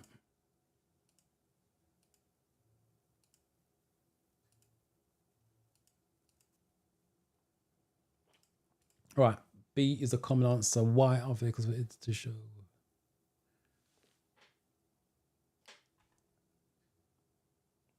Right, sorry, that's my mistake. The majority of you are going for D's, but I'm seeing B's. Right, so B is to show when they've broken down in dangerous positions. Fog lights. And D. All right, let me give you a little hint, right? So this is what I'm talking about. Someone's gone for, some of you went for B, to show when they've broken down in dangerous position. If you read the question carefully, breaking down, look for clues. Golden nuggets is what I normally say in the videos. Why are vehicles fitted with rear fog lights?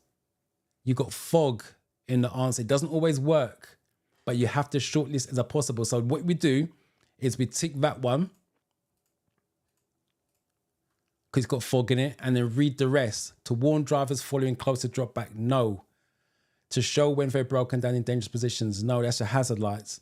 To make them more visible when driving at high speeds, no. So the option is that one. Let's just say, for example, it was this one. You can always change your answer. So the clue is in the question. Fog, there's a connection, and that's another way of working it out. Last one. When may you stop on an urban clearway?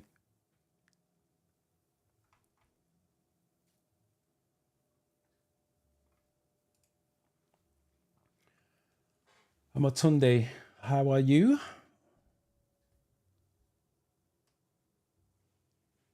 last Saturday. Congratulations. 46 out of 50. 54 has perception.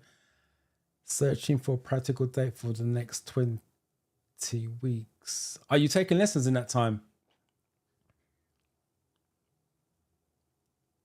Well, congratulations on passing, and thank you for coming and letting me know. Much appreciated. 30th of November, end of the month. That's enough time studying, as long as you put the work and effort in. Well, that's fine. If you can't get a date sooner, that's fine. I would recommend, though, if you feel that you're going to be ready beforehand, still jump online and look for cancellations to see if you can bring it forward.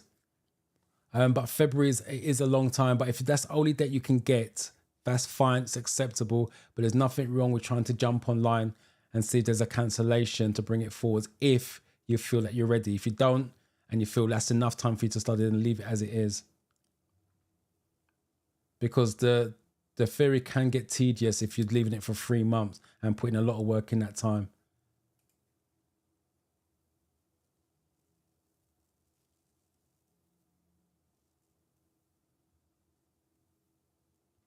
Wow, that's interesting because we get tests every week. Maybe because it's our booking form. It's different from the public platform. What area, Dunny boy, what area are you in? Just out of interest, what area are you in? Because I'm hearing a lot that the theory test is 2 to 3 weeks. And like I said, we get our test for the pupils. Last week, we couldn't get Friday or Saturday, but we know that's booked up from the construction companies doing their CIS test or whatever it is. But we got it on Monday. That's tonight. They got their test from last week, 8 o'clock. And this week's pupils are Friday at 5 o'clock. So just let me know what area you are in. That's interesting.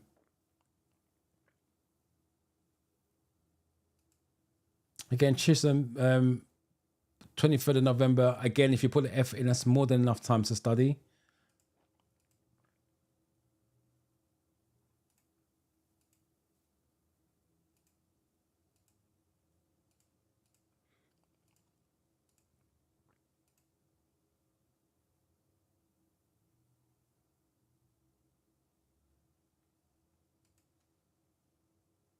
Right, most of you have gone for C. No difference of opinion there at the moment.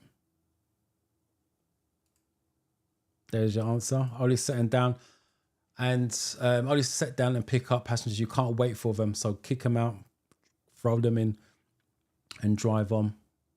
So no stopping at any time technically. Right, so that's that.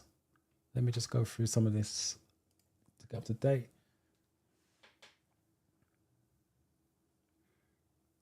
Hold on, let me just do some maths in it. 1,300.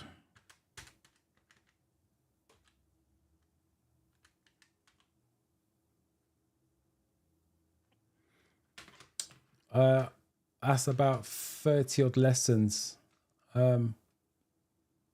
That's about right. If you've got no minimal driving experience, I'm not saying no driving experience, minimal driving experience, that's about right. Depending on your lesson price for your area. So at least, sorry, I'm talking and you lot ain't seen a comment. So that's roughly about right, give or take. At least you're budgeting for it. So you've really thought this through. Learning to drive, unfortunately, isn't cheap. And it doesn't get any cheaper once you pass and get your own car because the maintenance on that insurance, especially for you youngsters as well, between 17 and 25-year-olds, once you pass your driving test, your insurance is going to be really, really high. So you may want to consider a black box. I'm not a big fan of it, but you've got to do what you got to do to get your license and be able to drive around freely. But yeah, at least you thought it through. Not many people do that. Right, let me see what you guys are saying in here before we go. If you mean the pass mark, it's 44 out of 75.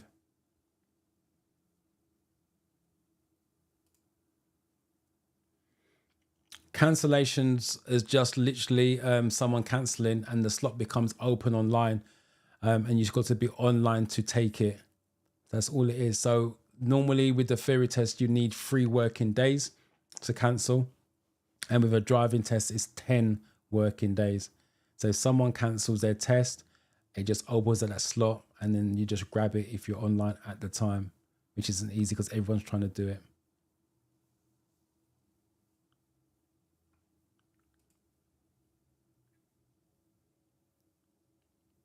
I think the answer was A. Well, let me just show you my screen quickly, because this is something that's interesting for you guys taking your test. Share screen. You probably can't see it on here. The breakdown of question, like I said, this is a 20 question category rather than 50. So here, attitude, 4 questions. Safety in your vehicle, 4. Road and traffic signs, only 1. Rules of the road, 2.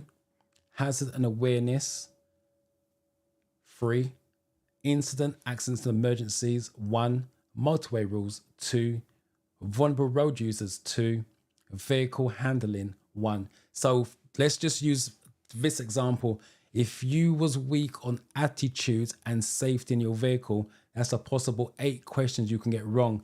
Do your maths. 8 take away from 50 is 42. So you're already failing because your attitude, because your categories on these 2 are wrong.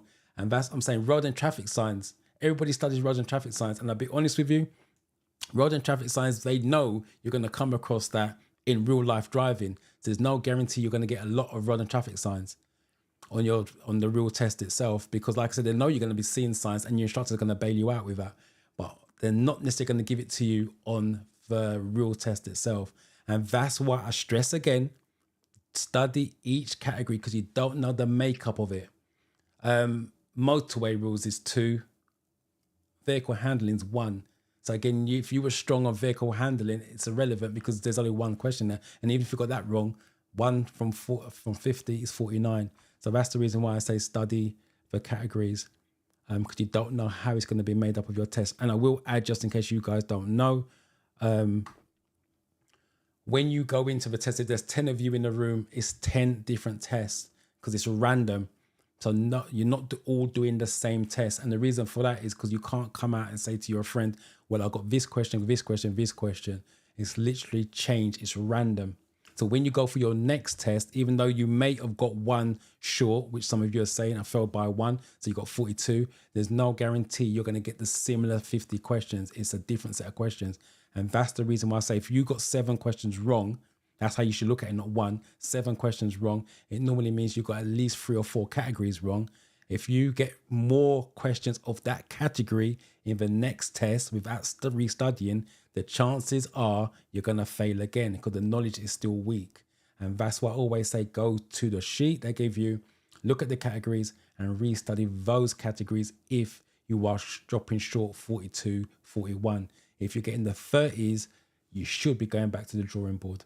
So hopefully that makes it quite clear to you guys. Like I said, for those of you that have failed, it's not what you want to hear, but I like to keep it real because it inspires you, motivate, hopefully, and not knock your confidence to go and do the studying because Dorian said so. Theory test next Friday. I'm here next Monday, so hopefully you can come back, bring any questions. So if you're studying this week, jot down any questions, bring it to the live. Again, let me give you that confidence come Monday. Glasgow's a popular area on the live. So I wish you luck with that. Quite a few people on the live actually passed in Glasgow. So it's like a good place to take a driving test. I'm fine. I'm definitely fine.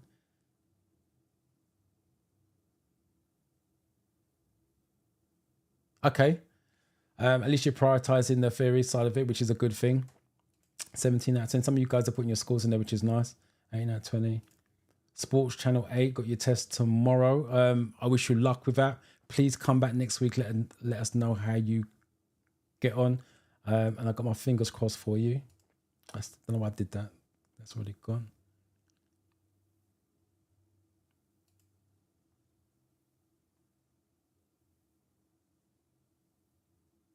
Sorry, let me just work through this. You want me to, right, 30 hours each week. That's not going to happen.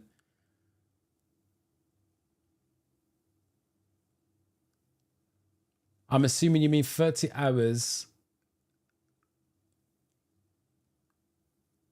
Right, so it's 2 hours per week is what this is what I'm reading from this. 2 hours per week, but adding up to 30.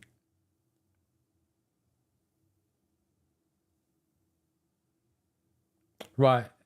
That makes sense in what you're saying. Your tests will be around February or March. Hold on, let me just do the maths.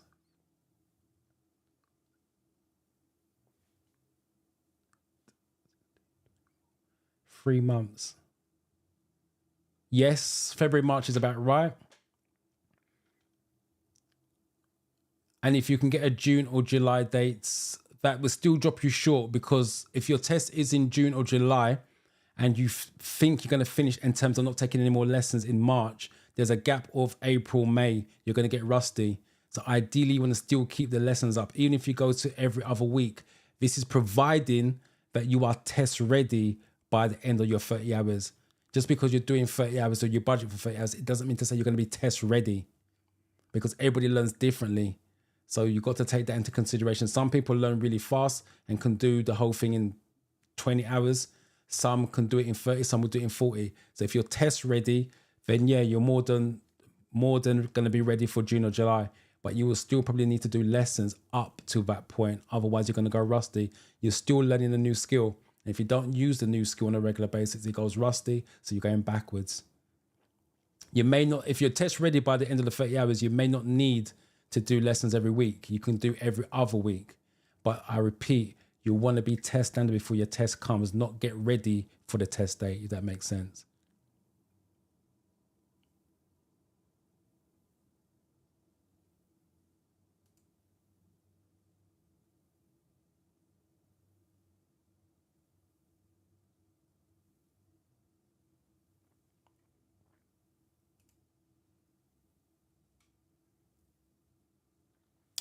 The most I've heard is 99. That was in a newspaper a few months back. Yeah, that's how this channel started, because I know people struggling in the classroom. I did not realize how many people did struggle. Hence the amount of subscribers is on the channel. But that was one of the reasons why I tried to help as many people. I just didn't realize it's going to be so many people. But yeah, the theory test isn't as straightforward as it seems, as I thought it was anyway. Mercy, sorry, on the 23rd. Hopefully you can come back next Monday, the next couple of Mondays, get some help if you need it.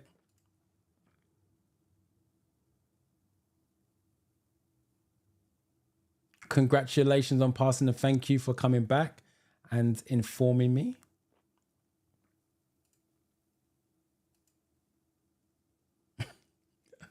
No comment. Got your test tomorrow at 8 p.m. I wish you luck with that.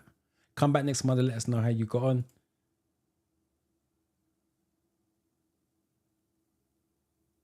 Sebastian, thank you for coming back. And it's the first time you're watching. So yeah, thank you for taking the time out to come and say thank you. Again, the app that I would recommend is Driving Test Success, the paid version, $4.99 at recent times. I don't think it's gone up.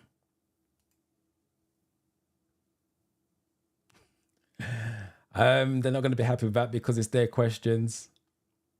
I've spoken to the DVSA. They're not going to be happy with the franchise, especially with the government department. Right. For those of you who are struggling with the hazard perception, let me just set up my iPad.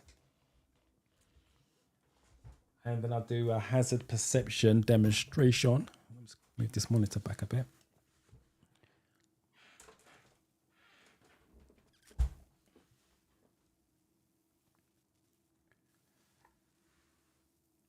Right. Let me quickly explain. Let me come out of this one so I can explain to you hazard perception, as I do every week. There's 14 videos. 13 of them, like I explained at the beginning, have single hazards, so you score a maximum of 5. And one of them's got a double hazard where you score 2, 5. So you've got to keep clicking because you don't know which one's a double. On the apps itself, there's real life clips and CGI clips. On the test itself, when you go for it, the real test, it's all CGIs. Based on the feedback we get from our students, the clips are slightly slower than the apps itself, so you've got a bit more time. And like I said, they're all CGI, so it's a lot clearer, obviously a bigger screen rather than your tablet or your phone that you would be using. what you're trying to do is get the highest mark possible. Now, what I'm about to say sounds a bit silly, but this is how you have to look at it. It's not about you seeing the hazard. I know some of you say, what? It's not about you seeing the hazard. It's about you getting a score. You can see the hazard all day long, but if you don't get a score, you're still failing. So you've got to play it like a game. You're trying to get a high score. That's all you're trying to do. Trying to get a high score. The way to do that is you're going to click twice. You see the problem and you click and you literally go 1, 2. You don't go 1, 2 because if the first one's early, the second one could be early. You literally go 1, 2. Now, if the first click's a 5 and the second one's a 3, they'll give it a high score. So there's no benefit in clicking once. Lots of benefits in clicking twice. So they're never going to downgrade your score. That's how you have to look at it. Someone put in there in the early part of the chat, how many clicks are you allowed? I don't teach counting clicks. That's the biggest mistake you can make. Do not count your clicks. All you want to do is click on issues. So the problems you're looking for are the developing hazards, the one that causes you to slow down or change direction, because the click represents you checking the mirror. So let me just quickly show you guys something before we go any further. So the clicking is you checking the mirrors. So if I share my iPad, you should be able to see the driving test report sheet. Let me just bring that down so you can see what I'm talking about. I won't let me come down. But that's the driving test report sheet that the examiner has on his iPad when you're driving around. If you take a look at box 14, that's your hazard perception right there. I repeat, that click in the video is you checking the mirrors. So you submit before you signal, change your direction, change your speed. And I'll show you how it's marked. That's how the examiner marks it. So every time you're not checking the mirror, if there's an issue, that's where it's going to go. Just like that. So I repeat, you clicking is you checking the mirrors. So come out of that. So I'm going to do a practice click. I'm going to talk out what I'm seeing and why I'm clicking, and we see what the score is. So when you're doing the video, you should always look in the distance as far as you can see, so you can see the problems nice and early. So there's a car coming towards me just in case it slides in the snow.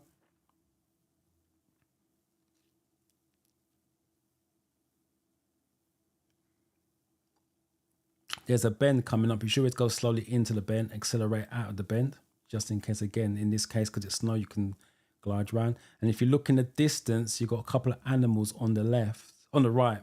So I'm going to click 2, and it's now moving. So I'm going to click again 2. That's the one that's caused me to slow down. That's the one I'm going to get marked on. But keep clicking because you don't know if that's your double hazard. Another bend. So again, always slow down into a bend, accelerate out, because you don't know what's around the bend. So what if situation? And there you got 5 out of 5. Now, what some of you are not doing when you watch the videos, you get not a score that you don't want, either 1, 2s, 0s, and you just click straight off of it. What you want to do is go and review. Even if you got 5 out of 5 like I did, review it so you know exactly what you're clicking for. Let me just speed it up to save a bit of time. Review the hazards of the video, sorry. Right, let me just show you something. This is a prime example. If I can line it up properly. Right, there's my first click. Hopefully you guys can see that. There's my first click. I've seen the problem. There's no doubt I've seen the problem. There's the 2 animals there. There's my flag to acknowledge. Go back to what I said. It's not about you seeing the hazard. If I left it there, I've seen the problem, that's a 0. See it all day long. If you're not getting a score, you're not passing. So go for 2 clicks, i.e. 1, 2. There's my second click in the 5. And that's the reason why you go for 2-click method. You can do a 3-click method, but like I said, I don't teach you. The 3-click method is the same. You're just clicking 3 times, 2 seconds in between.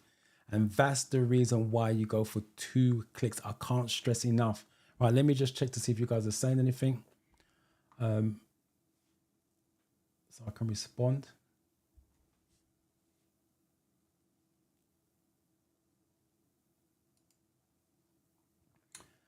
Annie,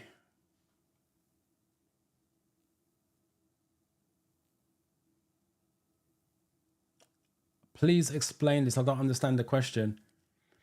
You've got, how dangerous is it when you're not insured on your instructor's car and you're being stopped by the police and sent a letter by the police? The question I have to ask is why you're not insured on your instructor's car. Instructor's cars automatically insure you, so I don't understand why you're not insured. So if you want to shed some light on that, I can help you out. The only time you're not insured on your instructor's car is if you pass a driving test. You can't drive back, but your instructor knows that. So if you want to give me some more information, I can help you out.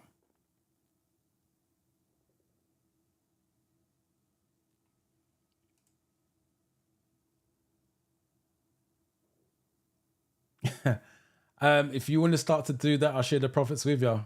But I know what the DVSA is like.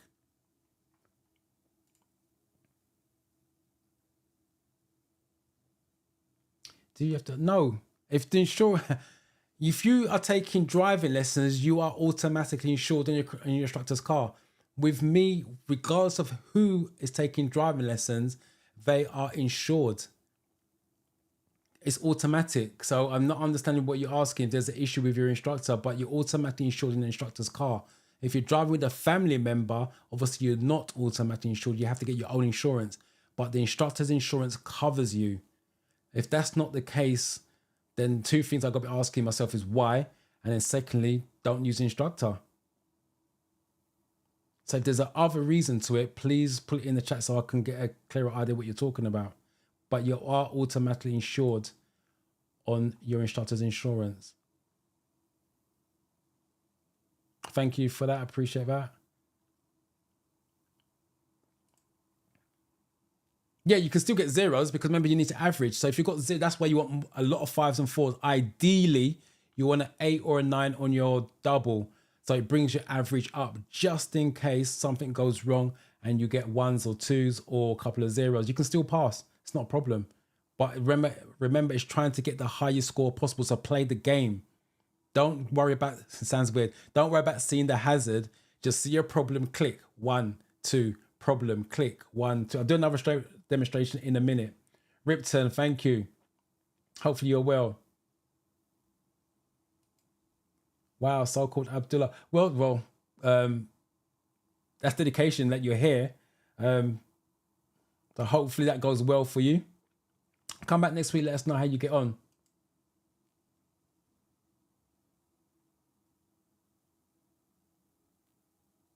Mary, no. This is a CGI clip. This is how the quality is going to be. Probably better quality on the test because they obviously use different clips. Because they don't release those clips out so you can memorize where the problems are. But all the CGI clips for the DVSA test, the real test I'm talking about, is all clear. On this one, you're talking about the blurred ones. It's called real life clips. I can give you one if you want. That's not going to be a problem. But you don't get, in your words, blurred clips on the real test. They're all CGIs.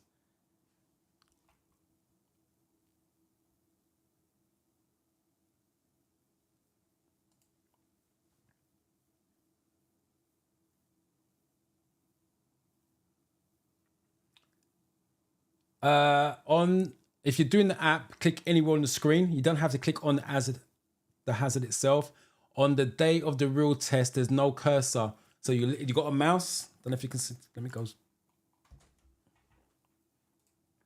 You got a mouse. That's what I'm using this down. And you just sit back on the real test and you just click. So you literally just sit back and just watch the video, chill, click, 1, 2, click. So there's no cursor. No, nothing. As long as the flags register at the bottom. So I don't know if you notice when I'm doing the videos, which I'll do another one in a minute, you'll see the flags register, then you know it's gone through.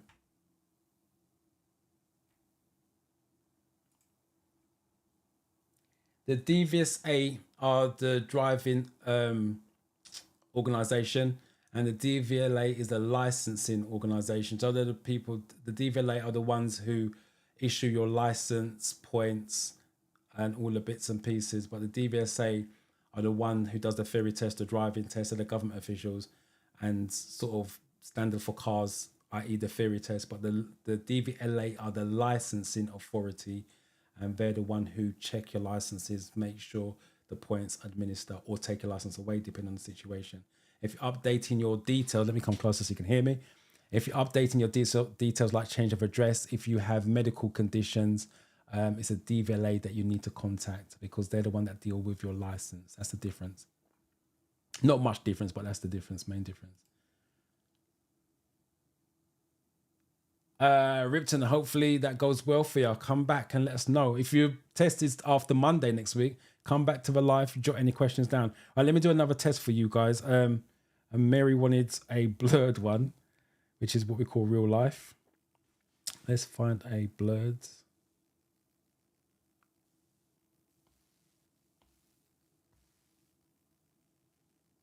All right, let's do this one. Let me show my screen so you can see it. So this is the real life clip. No, it's not CGI. Let me come out of that one.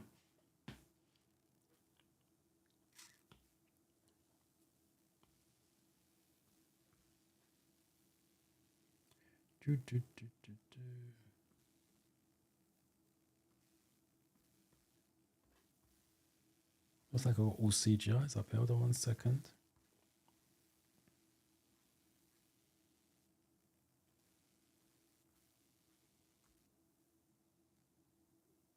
There we go. Let's go one that I haven't marked up yet. This one hasn't been done yet. All right.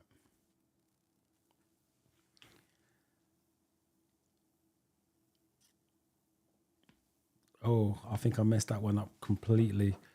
I should have clicked on the bend. Never mind, keep going.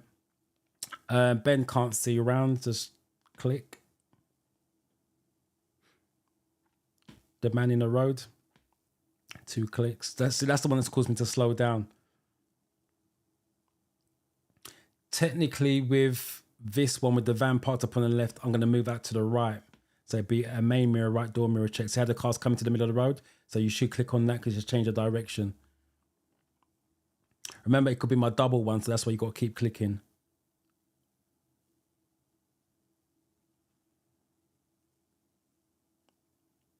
Another bend I can't see round. Okay, 4 out of 5. Again, replay it back. And I'm going to show you why I thought I messed up at the beginning. I should have clicked for the bend. Look at where the lorry is. Very close to the middle of the road.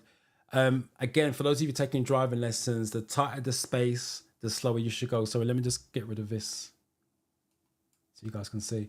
The tighter the space, the slower you go. So we normally say less space, less speed. And that's for those of you taking driving lessons. So the van is very close to the center of the road, which means I should reduce my speed, i.e. check my mirrors. So click.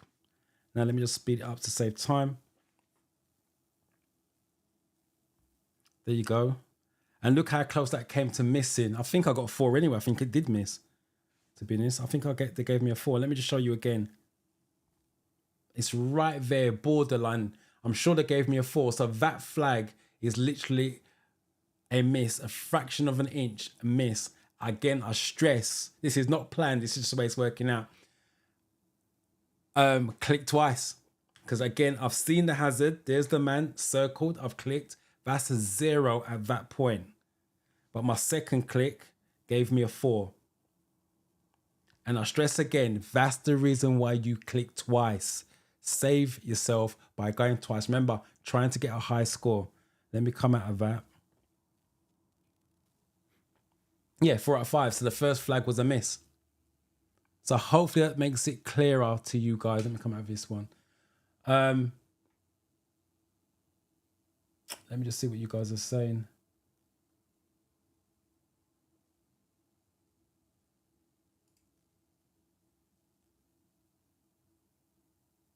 Yeah, that's standard. What you guys got to understand as well is this. You're not going to get 5 out of 5 every time. It'd be nice. Do I get 5 out of 5 every time? No. I think if you look on a couple of last videos that I did before I took ill, I'd done a full mock test. My hazard perception score was poor. Based on my standards, I think it was like 47, 49. I think my highest I got was 53. That's just the way it goes. Get the pass on the hazard perception. That's how you have to work and look at it.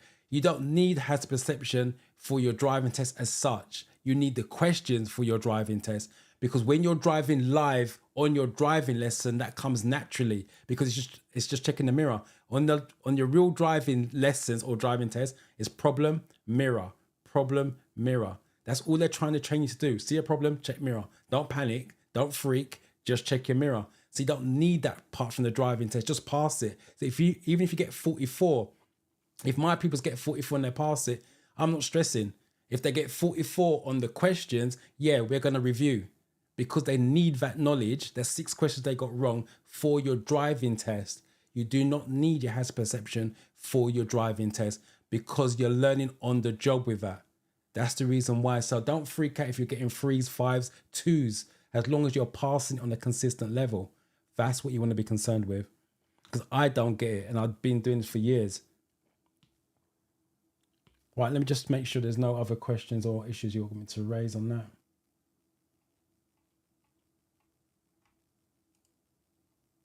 No problem.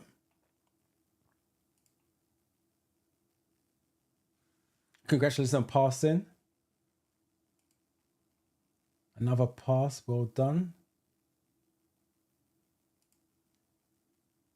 I don't know what area you live in, so I can't recommend a driving school. My advice to you is Google. And I'll be honest, it's not about the driving school itself, it's about the individual.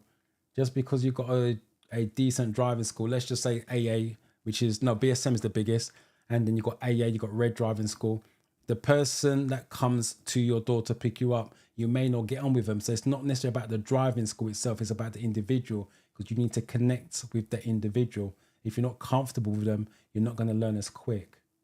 I had I don't know, for those of you that was here, Diana had an issue with her instructor, changed her instructor, and she's now making a lot more progress compared to what she did before. If you're not happy with your instructor, change them. You're paying for a service. But I can't recommend the driving schools. I don't know where you live, and 2, just Google, just look at reviews. But it still comes down, David, hello to you. It still comes down to the individual that turns up. Yeah, as soon as you see a problem, click, go 1, 2. There's nothing wrong with clicking as you get closer again, like I did with the 2 animals.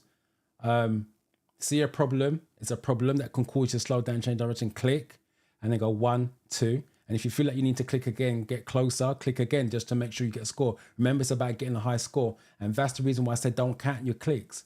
Because if you count them and you just say for 10 as example, and you get to 10, you're going to start panicking whether you should click for 11 or 12th time. But if you're clicking on things that exist, it won't be too many. That's the way you need to look at it. But if you click on things that don't exist, yeah, you're going to have a problem.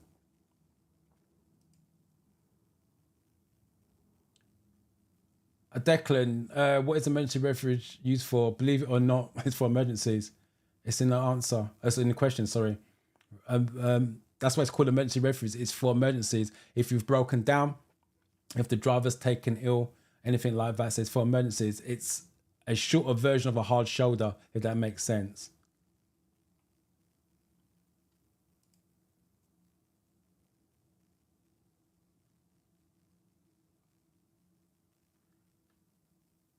So I join your, I'm assuming you mean course.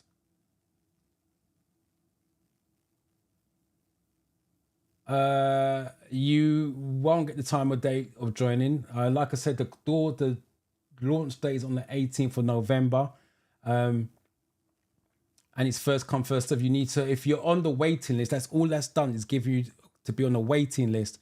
When the doors are going to open, you'll get an email to let you know the time. I can tell the time now straight away. It's on the 18th of November at 7 o'clock.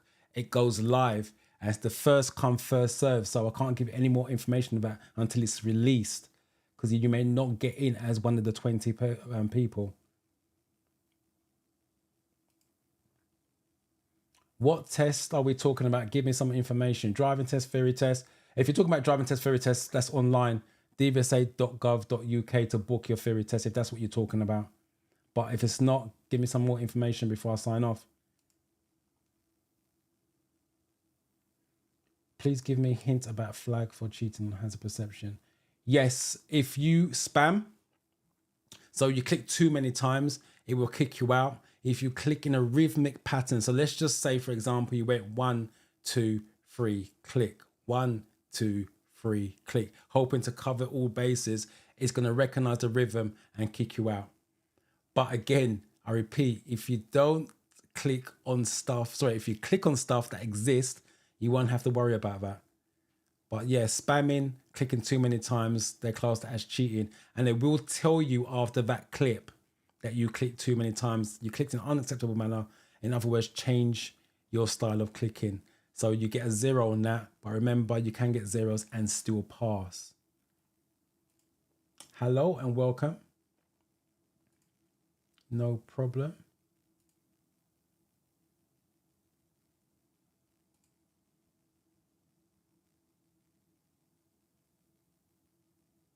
Wow.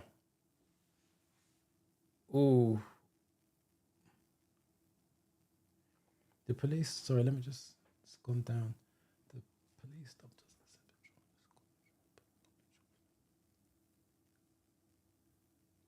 And that's a driving instructor. Is he a legal driving instructor? That's the question I've got to ask myself. Two things. Has he got a grip? Right, that's going to be a little bit deeper than I can deal with on the live. If you want to send me an email at info@drivingtheoryuk.com, because there's lots of questions that needs to be answered for that. If you was you in the driver's seat? Yeah, there's a lot of questions to be asked. So send me an email and I can try to talk you through what to do next. Because 1, was you in the driver's seat? It sounds like he was. 2, was he a proper instructor? Has he got his green badge or a pink badge? And yeah, the key would be, is he a legal instructor? Because that sounds like someone who's pretending to be a driving instructor. Because sometimes driving instructors get struck off and still try to teach for money when there shouldn't be. And obviously, if they're being instructor, they're not a driving instructor, which means they're not insured. You won't be insured in their car. And the other thing I would suggest you do is write to the DVSA, report it. They may come down on your side and help you out with that. But there's a lot of questions that needs to be asked before I can give you an answer. But all driving instructors, because they don't insure the individual, that's the whole point of being a driving instructor. Our insurance covers everyone who jumps in the car to drive, unless the insurance company gives us a restriction, which, like I said, the only restriction for me is that a learner can't drive back once they pass their driving test, because you're not a learner anymore. You're a driver, so I drive back. So, Annie, yeah, there's a lot of information that I would need to give you an answer that you require. But if you want to send me an email, I repeat, info@drivingtheoryuk.com, or just write to the DVSA explaining, because they're the governing body and they will tackle that instructor. And if he is an instructor and something happened like that, they may strike him off for bad service in that sense. Because technically, if you got stopped by the police, no insurance, that's points on your license before you even get going. And it depends how many points the police want to give as well. So I'm sorry to hear that. Susanna, better go through all topics on the app. Yes, as I keep saying, go through all modules.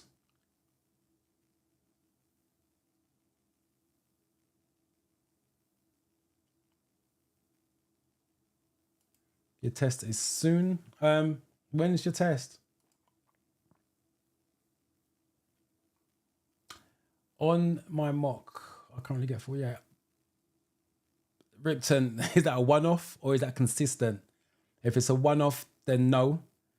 If it's consistent, again, I'll give you an example. If you're doing 5 tests, you're getting 3 4s out of the 5 at 48, 47s, yes.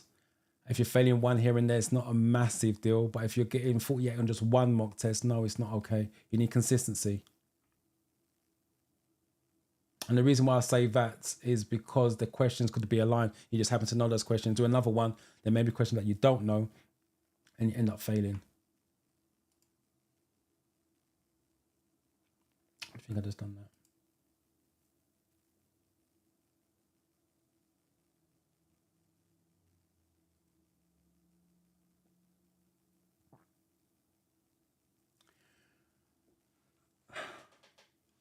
All right.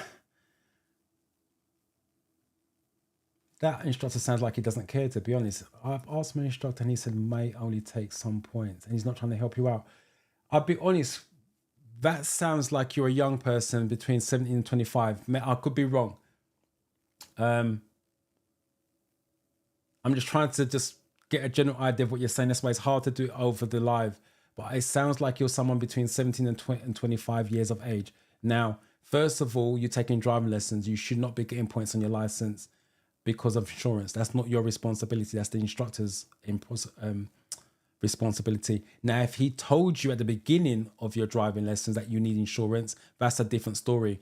The question why you wouldn't source it. But I still repeat, the question is, a driving instructor, why should you need to take insurance when his car's insured? That's the first thing.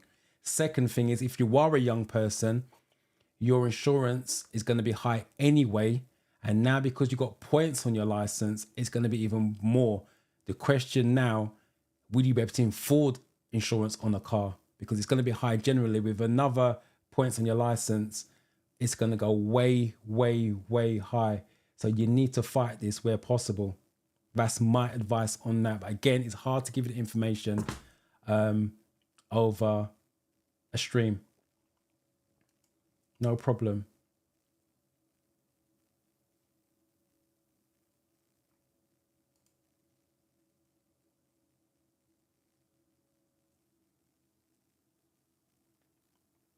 Yeah, like I said, that's correct. If you're not insured, you can't drive the car, but it still remains why you're not insured. Also, question as well, like I said, lots of questions. Why did you get stopped? It's very rare driving instructor school car gets stopped. So what was you doing to get stopped?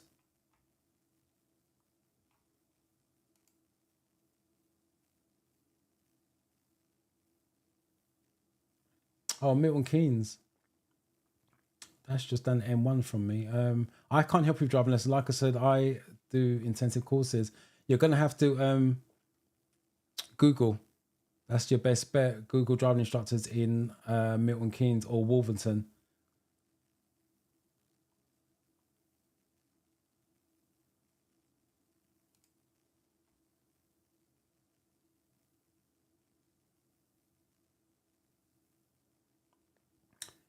Yeah. As you said, come to the lives. You're new. Come to the lives.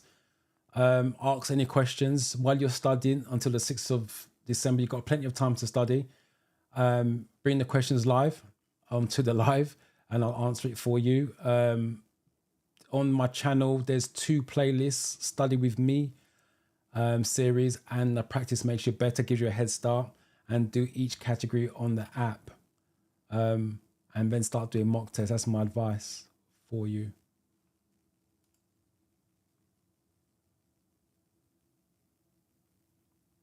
Yes, on my channel, there's a there's a stud video on my channel about 2 minutes long. I can't show because my mouse doesn't show up on this. The colors are, if you read the word motorway, yeah, my mouse doesn't show up on this side. If you read the word motorway, the RWAs in the correct order, R on the left for red studs, W in the middle of the R and A, white studs, and A for amber on the right-hand side, which is the central reservation, and green just stick rows. That's the easiest way. It's actually in the word motorway. The letters are in exact order. The lanes are laid out. But my advice is jump onto my channel, look for motorway studs, and you can see the video. And like I said, it's only 2 minutes long. That's the best way and easiest way to remember it.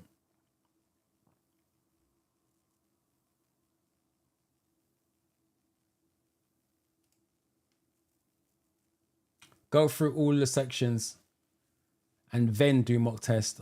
My advice, like I said, everybody's different. My advice that works for my students, go through all the sections first, understand what they're asking, and then see if you retain the information by doing mock tests. Because if you do mock test after mock test, it's not designed to give you all 777 questions. It's only designed to give you X amount. So then you're going to be missing out on some questions. And if it comes up on the real test where it's like differently, especially, you're going to struggle.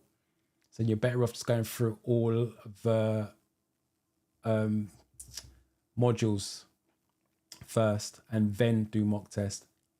And I wouldn't do hours and hours of studying, because after a while, the brain's not going to absorb that information. Yeah, if it's consistent, you're good to go.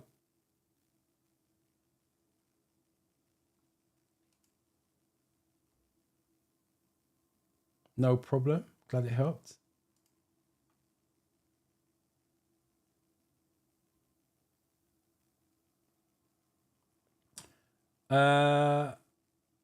No, I don't. The only tip I got, it's obvious. It sounds stupid, and I'm not taking the mickey.